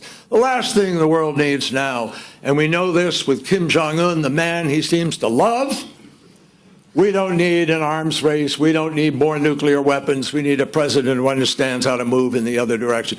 This man has passed those treaties. He's fought for them for years through all of the arms control agreements of our nation. And we should not turn our backs on the blessing of that kind of experience in terms of governance and national security. Now, in 2008, when the Russian tanks rolled into a neighboring country called Georgia, it was then chairman of the Foreign Relations Committee, Joe Biden, who picked up the phone not to ask for a political favor, but to ask what he could do to help the country. And he talked to a man who happened to be his friend and the president of the country. And Joe did not just satisfy himself by making a phone call, folks. He got on an airplane immediately, flew overnight, got to Georgia, went up on a hillside to talk to this president, not just about what America could do, but how they could protect the safety of a man who seemed very prepared to die for democracy for his country. And so I'm telling you that it's clear what Joe did sent a message irrevocably that the United States of America stands with the forces of freedom, not the darkness of dictatorship. And we see that opposite today with President Trump. Now, that's what Joe Biden did as a senator. A candidate called Trump, literally when the Russian stooges rolled into Ukraine, turned around and basically said, oh, you know, Crimea, that doesn't matter. So, folks, we need a president like Joe Biden who knows the difference between adversaries and allies. We need a president who would never stand a few feet away from Vladimir Putin, as Trump did, and throw the entire intelligence community of the United States of America under the bus in order to utter the words, I don't see any reason why Russia would have attacked our election. Well, my friends, we're lucky to have a group of candidates in this campaign who are all people of principle and values. And I know you'll agree with me. But there are some special things that make Joe Biden the president that we need now. He sat at the table of the Situation Room in the White House and helped make, sometimes just he and Barack Obama, helped advise and make some of the toughest and loneliest decisions of the presidency. When I became Secretary of State, Joe was an advocate and an ally on all of the tough issues that we face: the South China Sea, Ebola in West Africa, nuclear weapons, efforts to prevent conflict from growing and war breaking out in the Middle East. When I came in as Secretary of State, we were months away from the potential of war with Iran. And we had kings and presidents and prime ministers pleading with us to bomb Iran. And President Obama had the wisdom to say, you know what, we ought to try diplomacy first. And Joe Biden helped develop a strategy so we could actually get Iran to sit down and put together what is, in fact, the strongest nuclear agreement on this planet. And yet Donald Trump was allowed to walk away. So Joe Biden helped develop the military strategy, which we used to defeat ISIL, to go after it. And we fought simultaneously with Boko Haram, with al-Shabaab, with al-Qaeda, with Lashkar-e-Taiba, with al-Nusra, with more groups coming from more angles, and we helped keep America safe in that conduct. I will tell you that the Obama-Biden administration took on more challenges in more parts of the world with greater positive consequence and outcomes than any other administration in the history of our country simultaneously. And that's a huge accomplishment. So here's the measure. This is the measure. I've seen Joe tested in public service, and by the way, so have you, because few people have gone through the kind of public test that he has, a personal test, as we saw his son Bo suffer just a grievous terminal illness. He kept on working. He kept on delivering the American people. And I believe that I saw in that, I believe all of you should see in it now, the heart and the gut of a president of the United States. So, my friends, this is an important moment for us. We've seen his skills as a leader. We've seen his skills standing up to war criminals in the Balkans.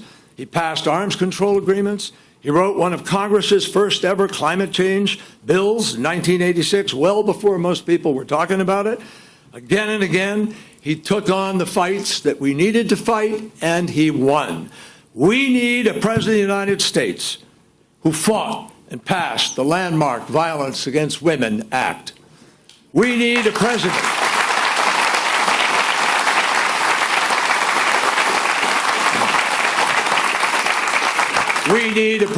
who stood up and took on the NRA and beat them with an assault weapons ban in our country.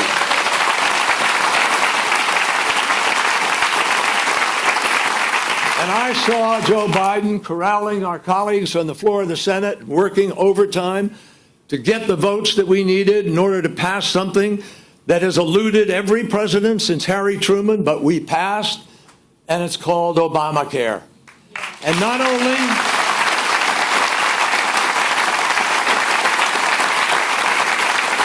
And now we need a president of the United States who will build on Obamacare by providing every single American with an option for choice of what they want to be in. That's what we need. And Joe Biden was also President Obama's direct surrogate, tapped by the president directly, given presidential power to get the Recovery Act through that helped to bring us back from the very precipice of another Great Depression in our country. And in addition, he was the designated hitter to go down and deal with Central America when people were pouring out of Central America and the three countries seemed to be coming apart at the seams. And that impressed on me the notion that we need a president of the United States who knows how to protect the borders of our country and will, but who also knows how to avoid trampling on the rights of our fellow human beings. So, my friends,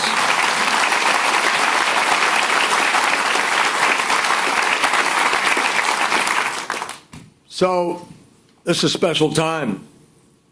No one knows better than me that you have an incredible role in this business. 16 years ago this month, the pundits and the polls had written me off. But in this state, you guys take the measure of a candidate yourselves. The polls don't speak for you. You speak for yourselves, and you do it after a lot of deliberation. You learn, you lean in, you listen. And I would never, ever dare, I've learned this, tell an Iowan who to vote for. But I can share with you, obviously, and have who I'm voting for, and who I believe is the person to lead our country at this point in time. So, my friends, after 4 years of Donald Trump, the world is wondering what happened to America. I'm telling you, without any question in my mind, if there were 8 years, they will be wondering who we really are. So, Iowa, when you caucus in February, don't just send a message. Send us a president. Send us somebody who can put the world back together. Send us somebody who will fight for the middle class. Send us former Vice President Joe Biden. I apologize for my back to all of you back here. My mother would shoot me if I didn't say that. But really, thank you for being here. We were told there were going to be, 40 or 50 of you here. Must be a slow night. Thank you for being here. Thank you. Folks, there's not enough gratitude I can express for the friendship and loyalty John and I have had for a long, long time.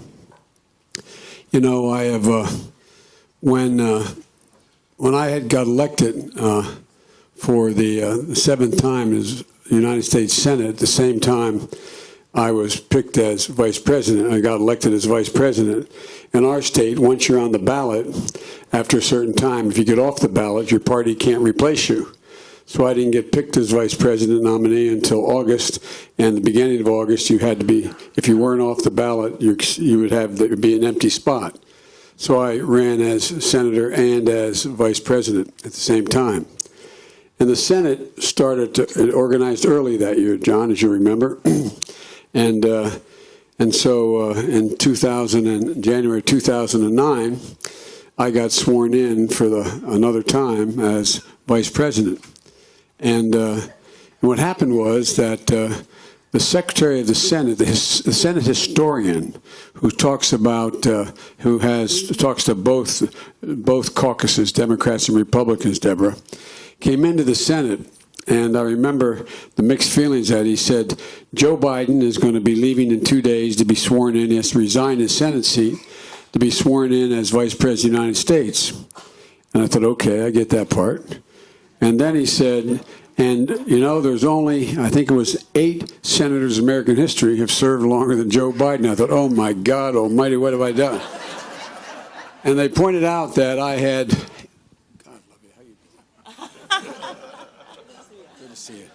And I thought, that's amazing. It made me feel very old. And then he talked about I had served with, the total of the time, it was like I don't know how many, 800 and some senators, an outrageous number of senators that I've served over that period of time with.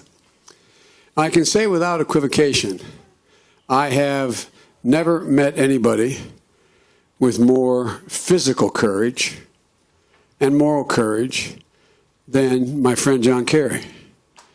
John Kerry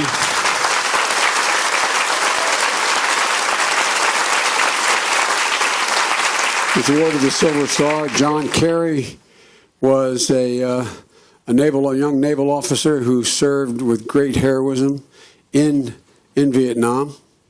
And John Kerry came home and also had the moral courage to stand up after having won the Silver Star and say, this war should end. This war should end, knowing the incredible heat he would take. So he's led both in terms of his physical as well as his moral courage. And the amazing thing about John is that John never talks about it. But John is, and it sounds corny to say it, it's a phrase we don't use very often, John's a genuine patriot. And I can't be more proud to have John supporting me.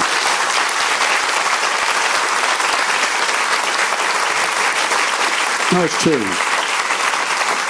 So John's endorsement of me and his enthusiastic endorsement of me makes a great deal of difference to me personally. And I can't think of anybody I'd rather have speak on my behalf than John. Well, Jill, yes, that's true. There's only one great asset about running for president. Jill has said out loud things she's never said to me privately. It is really worth the run. Just her say all these wonderful things about me. God love her. But look, let me get to it here. I don't think anyone better understands, a few may understand as well, but no one better understands than John the importance of America's leadership and the incredible damage that Trump has done to our reputation at home and abroad. You know, the damage he's done is hard to calculate. I was saying earlier, a friend of mine and a friend of John's, the #2 guy at the State Department at the time, the Deputy Secretary, a guy named Tony Blinken, who was my national security advisor for a long while, was pointing out to me, and a great help to me in foreign policy and other things, he's pointing out to me that in January of this year, the Gallup polling organization did an international poll. And it showed that, and it's not a joke, because my wife, the teacher, would say you can Google it, showed that leadership of China was considered more valuable in the world than the United States. It was held in higher regard worldwide. The leadership of China. And right behind the United States, just behind it barely, was Russia and Putin. Folks, we have fallen very far. And it's not just reputational. It has enormous consequences for our safety and security. One of the things we've been able to do our entire existence, we have led not only by the example of our power, we are the most powerful nation in the history of the world militarily. That's not hyperbole. In the history of America, in the history of the world. But we have led by the power of our example. The reason why the rest of the world is repaired to us is because of our example. Because although we've never fully lived up to it, they know we're committed to the notion, and we hold these truths to be self-evident. All men and women are created equal, endowed by their Creator with certain inalienable rights, life, liberty, and pursuit of happiness, etc. Are we the people in order to form a more perfect union? America is the only nation in the world built on an idea. An idea. You cannot define for me what an American is based on ethnicity, on race, on religion, on national origin. Think about it. Try it when you go home. How would you say to your child what constitutes being an American? I can tell you by and large what constitutes being a Frenchman or a Brit or a German or whatever. Not bad or good, just I can define it for you. But you can't in America. It's an idea. An idea that's bigger and stronger and broader than any ocean, more powerful than any army. And the reason I bother to mention that, the only thing that can defeat America is America.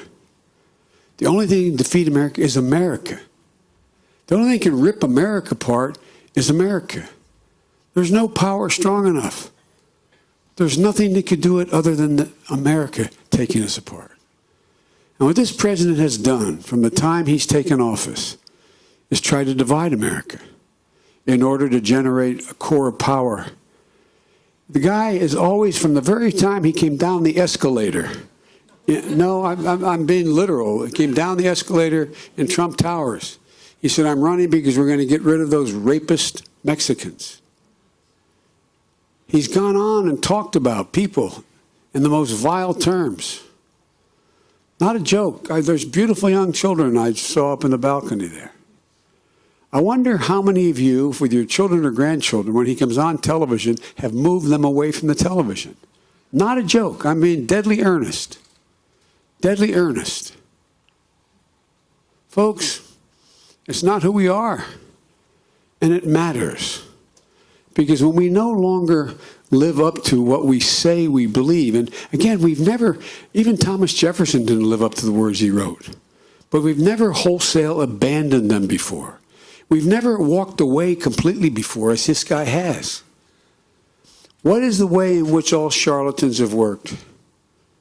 When things change, and they change radically because we're in a fourth industrial revolution, because technology is changing so rapidly and the like, and someone loses their job, working like hell, and the middle class is getting clobbered, what's the best thing to do? The reason you lost your job is because of those Mexicans, or those black folks, or too many women are getting jobs. I mean literal. Literal. Because a lot of people are really worried at home, domestically. Domestically. To talk about home for a minute. Folks, it's not who we are. You know, we have to restore the soul of this country. In a literal sense, restore the soul of who we are as a people. When those folks came out of the fields at night carrying torches in Charlottesville, with their literally, remember, try to close your eyes and picture what you saw on television.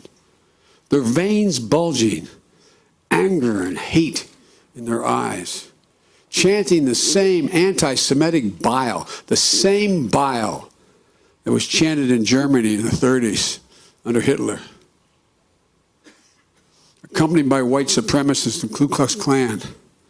The former leader of the Klan, David Duke, said, quote, and I think this is a quote, it's a close paraphrase, it's not the exact quote, "This is why we elected him. This is why we elected him." Folks, our children are listening. Our children are listening. I'm not exaggerating. And our silence is complicity. We cannot remain silent. This election is bigger than whether a Democrat wins. It's bigger than party. It's whether or not we restore who we are as a country. This is about Democrats, Republicans, and independents. Character of the nation is literally on the ballot. Not a joke. It's not hyperbole. Think about it. The character of America is on the ballot. On the ballot. And everyone, even Donald Trump's supporters, know who Donald Trump is. Do you know anybody who supports him, who vouches for a character and want their kids to grow up to be like him? I know it almost sounds like a bad sitcom here. But think about it. I mean this from the bottom of my heart. Think about it. Do you know anybody who says, I want my child to grow up to be like Donald Trump? Have the same values? Talk of other people like he speaks to them? Makes fun of a reporter who has a tremor? Talks down to people in terms of whatever impediment they may or may not have beyond their control? Has not a single ounce of empathy for anybody. He goes to Puerto Rico when they're devastated, he throws out paper towels. I know it sounds silly, but you know what the impact it has. No place knows better than rural Iowa or rural Delaware. You are the seat of our value set. How do you raise all your children? Honesty, decency, integrity. We don't always live up to it, but that's what it's about. How many times have you reached out to a neighbor who you weren't even that crazy about, who was in trouble, but you're raised to help them? My dad used to have an expression. He said, Joey, everybody, I mean this, give him my word, everybody's entitled to be treated with dignity. Everybody. We're all used to bullies like this guy. We've run into them growing up. I used to stutter badly when I was a kid. That's how I learned to fight. Not a joke. But I also learned something else that made a great deal of difference in my life. I learned that there's an awful lot of people. It was probably the best gift I was ever given. Because when you're made fun of for something you can't control, you realize everybody has something about them they can't fully control. Where they're born, their height, the color of their skin, whether or not they have any kind of impediment, whether they have a cleft lip, a cleft palate, a withered leg. I was raised that you are never, ever able to make fun of anybody, or no matter how deep the argument was, you could never say anything was true about the other person. If they were had a particular problem that was real, you couldn't talk about that. You could say you're stupid, you could say you're mean, but you couldn't talk about the thing they couldn't control. Think of what he does nationally and internationally, and why we've lost so much respect. And so one of the things we have to do is we have to come back, and I'm not engaging in hyperbole, this is a fact. We have to come back to rural Iowa and rural Delaware, and my state is more, everybody thinks I come from an industrial state. Agriculture is the single biggest industry in my state. It's a $4 billion industry. It's chickens on the Delmarva Peninsula. It's a big deal. But I can tell you what the value set is, whether the Democrats or Republicans. I can tell you what they teach their kids. And by the way, think about how the rest of the world views us. They think because we always talk about fair play and honesty and decency, we're naive. Those naive Americans. But that's also what they admire about us. Not a joke. Think about it. About who we are, what we stand for. And the reason why it's so important that we have to reestablish a sense of dignity and honor and be known for what we always were known for. We never fully lived up to it. I'm not making this out to be angels. We've always had the same goal. And the reason why it's so important, unless we do, it's not going to be enough to get rid of Donald Trump.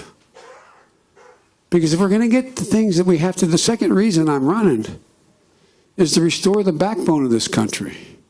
The backbone of the country has been the middle class. Hard-working, decent, honorable people given half a chance, just half a chance, have never, ever, ever, ever let their country down. Wall Street didn't build America. They're not bad guys per se, but they didn't build America. Ordinary people given a shot have never let their country down. In war and or in peace, never. My dad used to have another expression. He said, Joey, I don't expect the government to solve my problem, but God, I expect them to understand it. Understand it. At least understand what I'm facing. And level with me. And so, folks, the middle class is in trouble right now. In rural America and in urban America. From farmers to factory workers to salespersons in big cities. For the first time in any of your lifetime, no matter how old you are here, this is the first time America is no longer the wealthiest middle class in the world. You have over 56 or 58% of the people thinking their children will never be able to achieve the standard of living that they have accomplished. That's never happened in the lifetime of any one of you, including after the Depression. And what that weighs, I know I'm called middle class Joe. I always talk about middle class. Well, it's not meant as a compliment. It means I'm not that sophisticated. I'm pretty damn sophisticated about what makes the country work.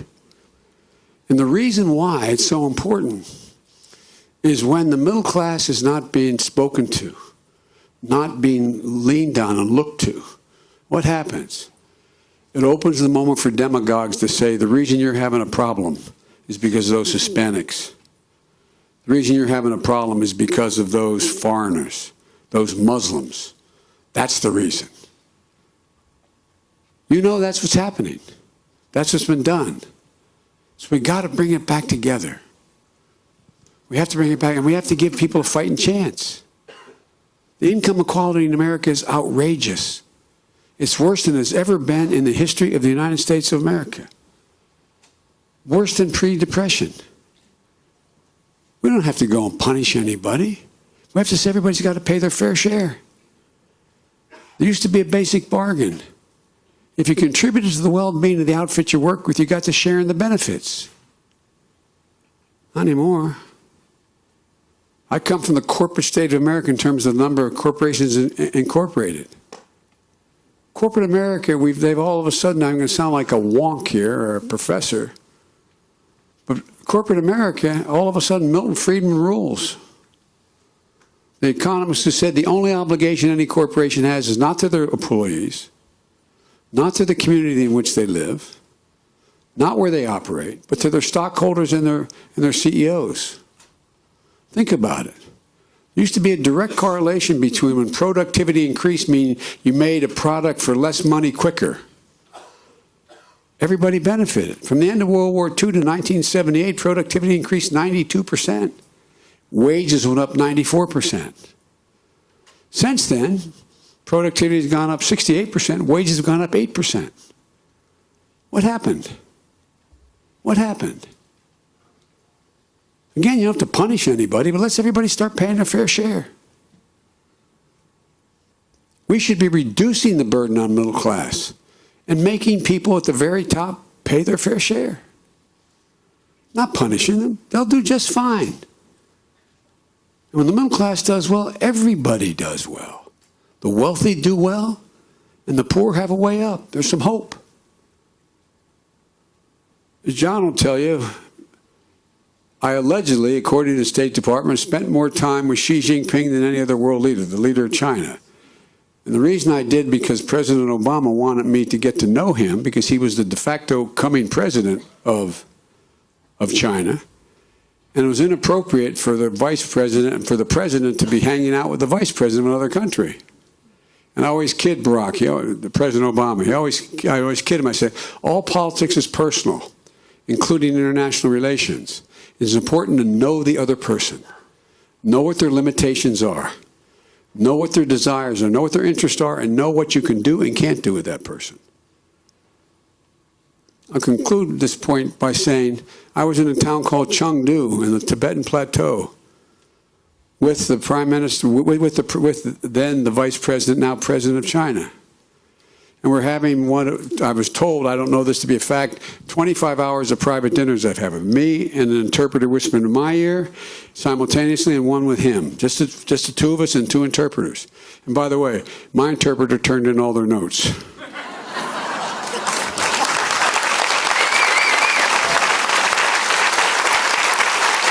And here's the deal.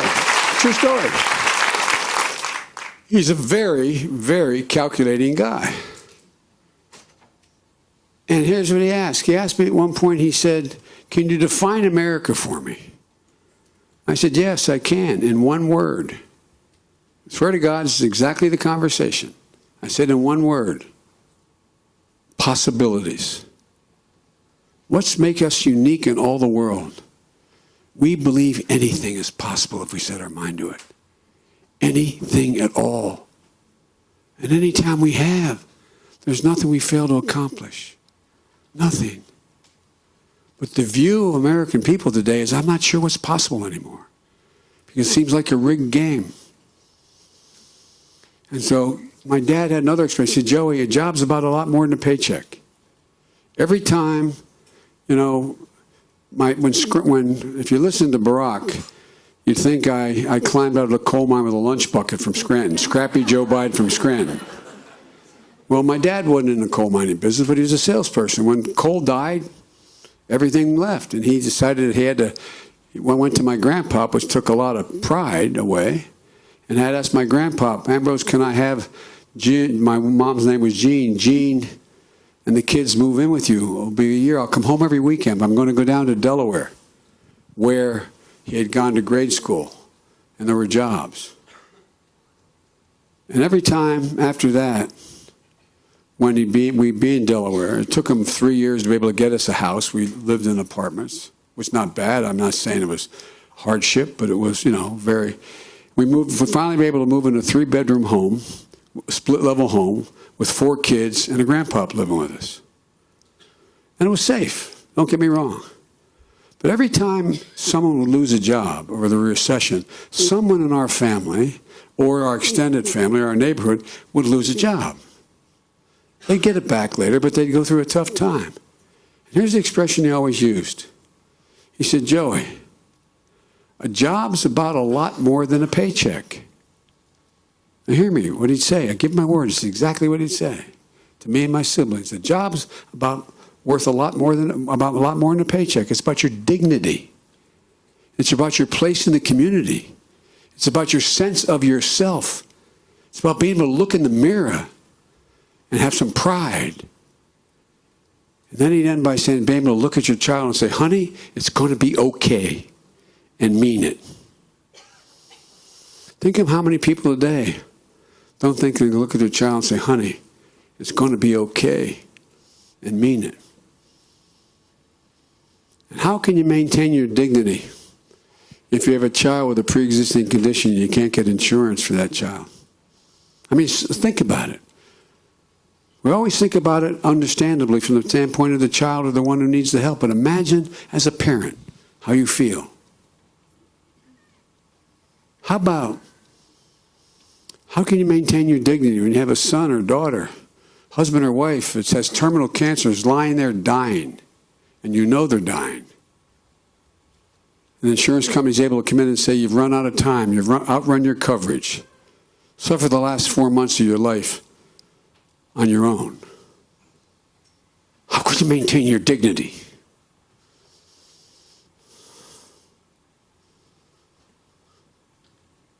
Or a child has great potential.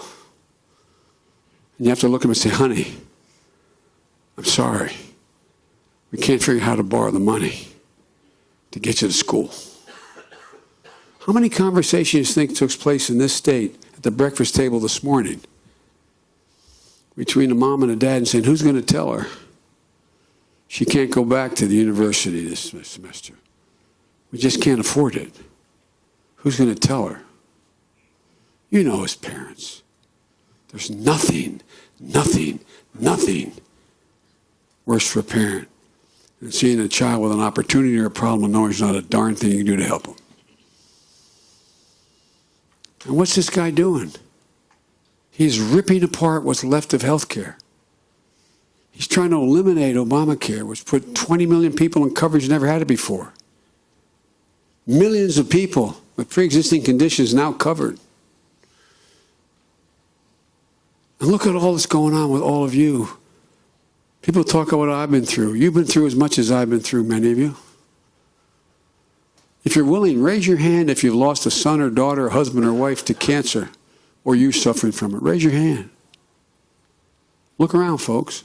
And how many of you know somebody in your family who suffered from cancer or died from cancer, or you're battling it? Look around.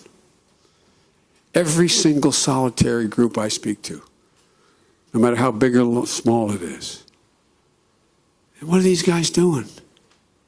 Nothing, except trying to destroy it. I could go on, but I won't. The point is that it's not enough for us just to beat Donald Trump. We have to, when we win, the next president, when he wins or she wins, has to be able to bring along more senators and congressmen that are Democrats from different states. No, really.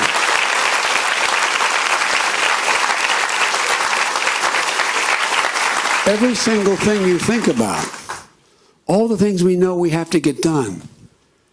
There's a lot of Title I schools in rural Iowa and rural Delaware. Schools that don't have the tax base that other schools have. If we just were to triple the amount of money they spend on Title I schools, from $15 to $45 billion a year, we can raise the salary for every teacher so they become competitive and they want to stay in rural America in Title I schools. No, for real, we can. Numbers. Number two, we could send every single solitary child aged 3, 4, and 5, not to daycare, but to school. And look what your great universities have shown all across this state and the country. When you do that, you increase exponentially the prospect that child, no matter what their background, where they're from, what their zip code is, have a 58% greater chance of going all the way through high school and going beyond high school. We can do it from going from $15 to $45 billion a year on Title I programs. We can make sure that we have school psychologists. You know, we have one school psychologist today in America for every 1,507 kids. Folks, every expert in the world tells you that's not enough. They've been cut back because your state legislature, your governors have cut back what we're spending on education. But think what happens. You know, we've learned a lot in science and technology in the last 10 years. It shows that drug abuse doesn't cause mental illness. Mental illness causes drug abuse in many cases. And you can identify early on a child that's struggling with a problem that relates to a mental problem. Not that they're inconsequential, not that they can't be cured, but you can identify early and help kids through the difficult times. We don't have any social workers in our schools anymore. And so, folks, we can do that. We can fix that with one single change. And it's not going to cost you a single solitary additional cent in taxes. Because all we're going to do is get rid of the $1,900 billion in tax cuts, the bulk of which gone to the top 1/10 of 1%. And we're not punishing them. We're not going to punish anybody. It will not change their standard of living. Even the Conservative Heritage Foundation pointed out that this tax cut did not generate economic growth. I could go on, but I won't because I'm keeping you too long. But here's the generic point. The next Democratic nominee has to know how to get things done in the Congress. Like it or not. You remember all those so-called debates we have? The 1 hour, the 30-second assertions we all make on stage?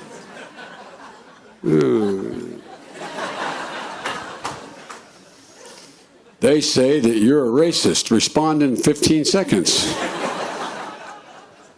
But look, all kidding aside, think about it. Think about it. What are we doing? I've been talking about the need to be able to have bipartisan support to get things done. And what have all my colleagues been saying? They're good people. Well, Joe is naive. I thought with age came a little wisdom, at least a little experience. You can't. I'm not sure you're old and naive, okay? But all kidding aside, think about it.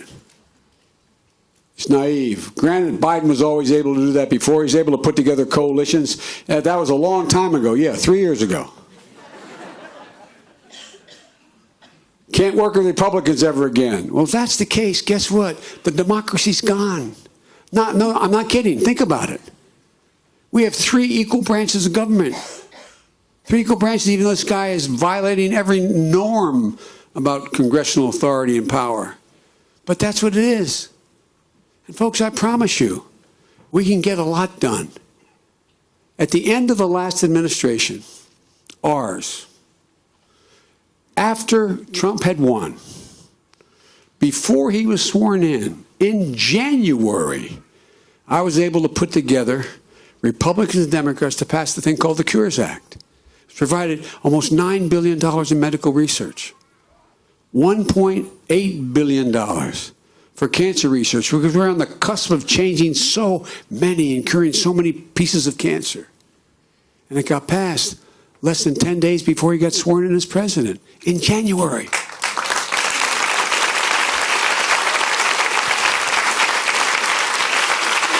And folks, good presidents are not only supposed to know what they want to do, but they're also supposed to be persuasive. Folks, when the Republicans won't join us on things we think are important, we got to go out and just beat them. No, I'm not being a wise guy when I say that. Look what happened in 2018. Everybody told me, no, you can't win in the red states. You can't win in those purple states. I went into 24 states. I was the only Democrat invited into campaign in Alabama, Montana, North Dakota, all these other states. I was foolish enough to say, we're going to win back the House. We're going to beat 41 Republican sitting members of the House. And there goes Biden again. Well, guess what? We won 41. We own the House now. Imagine what would happen. And you know how we did it? It wasn't because of me. It wasn't because of me.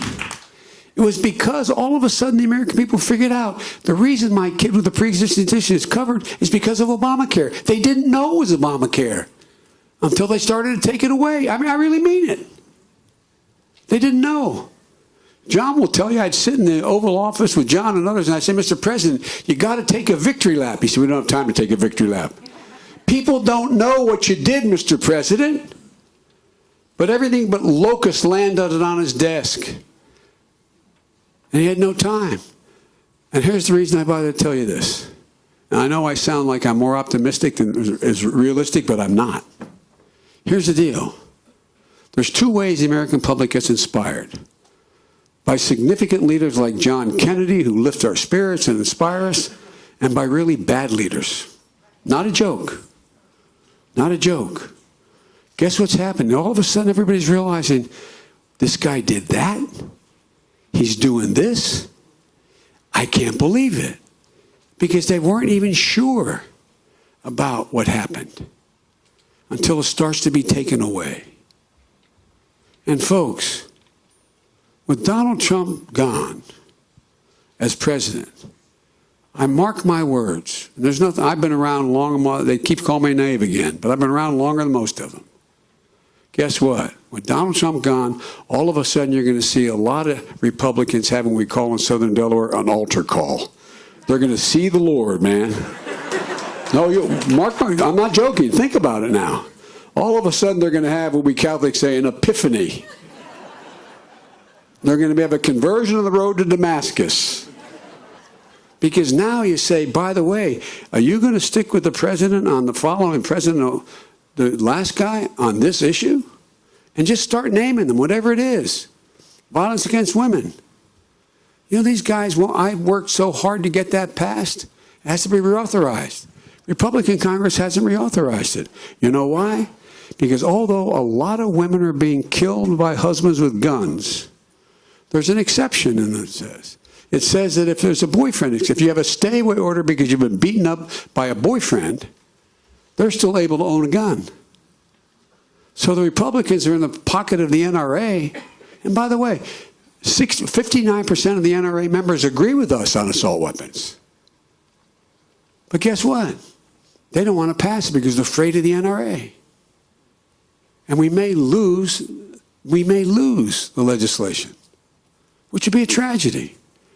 But imagine what's going to happen to Republicans who vote that way, and see to it that we're not going to be taking care of women who are victimized. Women who are victimized. I could go on, but I've gone on too long already. But here's the point, folks. We have to be able to have someone who knows how to pass legislation, get things done. I'm going to say something my mother would tell me not to say. I'm the only one that's ever passed any big legislation out of everybody running. I've done more, not because I'm so good, but I've been able to establish relationships. I've been able to establish relationships. Because you got to figure out what the other person can and cannot do. When I get people to vote for me for a particular issue or as vice president, I'd say, now I want you to know, if you vote for this, it's going to hurt you in northwest Iowa. And here's what it's going to do. But on balance, this is the right thing to do. People appreciate it. They trust me. Find me a Republican who says that I've ever dealt with them and that they don't trust me. So my point is, it's taken a lot of time to establish a lot of those relationships. I can't guarantee you get it all done. But there's so much we can do. And the last thing we have to do, we have to unify the nation. Bring us along. We cannot sustain ourselves as divided as we are. There's no way we can do that. It won't work.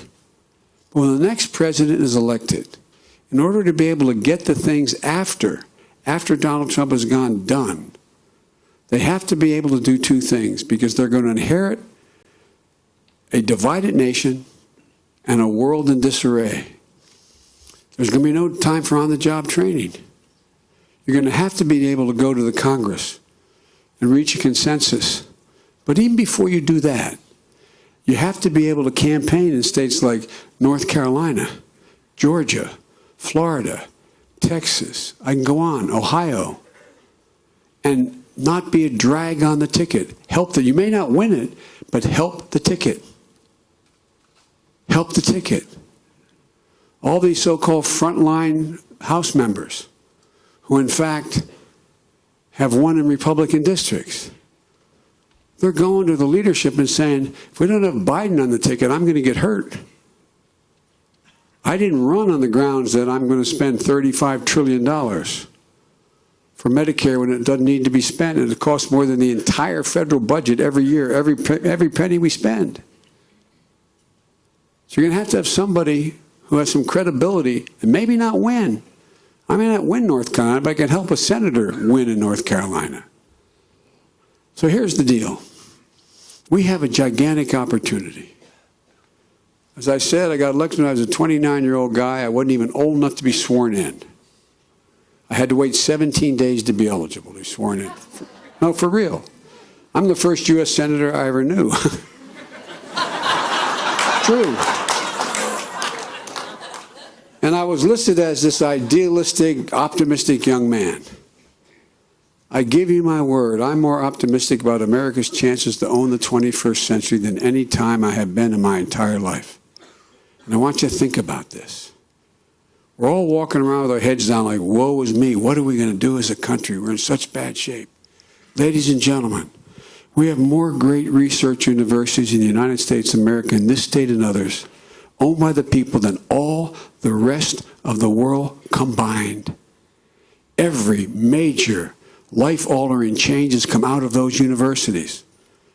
You talk about Los Alamos, they somehow think that's a giant laboratory that the Defense Department owns. The University of California. I can go down the list here in this great state.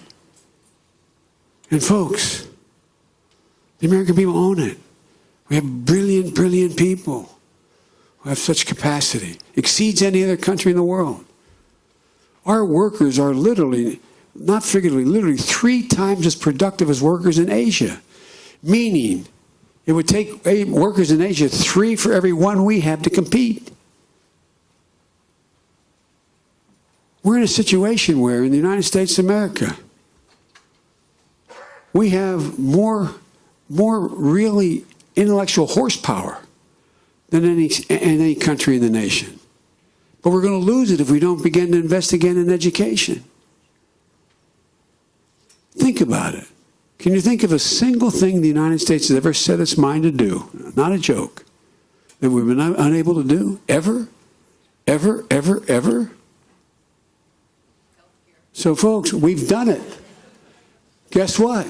We said we couldn't do it. Couldn't get anything done. We got Obamacare, but we didn't get all of Obamacare passed. Now it's going to be Biden care after Obamacare because we're going to add a public option. We're going to reduce the cost. We're going to subsidize it more. We're going to control drug prices. Because guess what? The American public had a look down and said, oh my God, they did that? You mean we can do this? It's going to cost a lot of money. It costs $740 billion over 10 years, but not $35 trillion. And we can pay for it by making sure we begin to reward work as much as we do wealth. Why in God's name should a school teacher pay at a higher tax rate than someone clipping coupons making $20 million a year on Wall Street?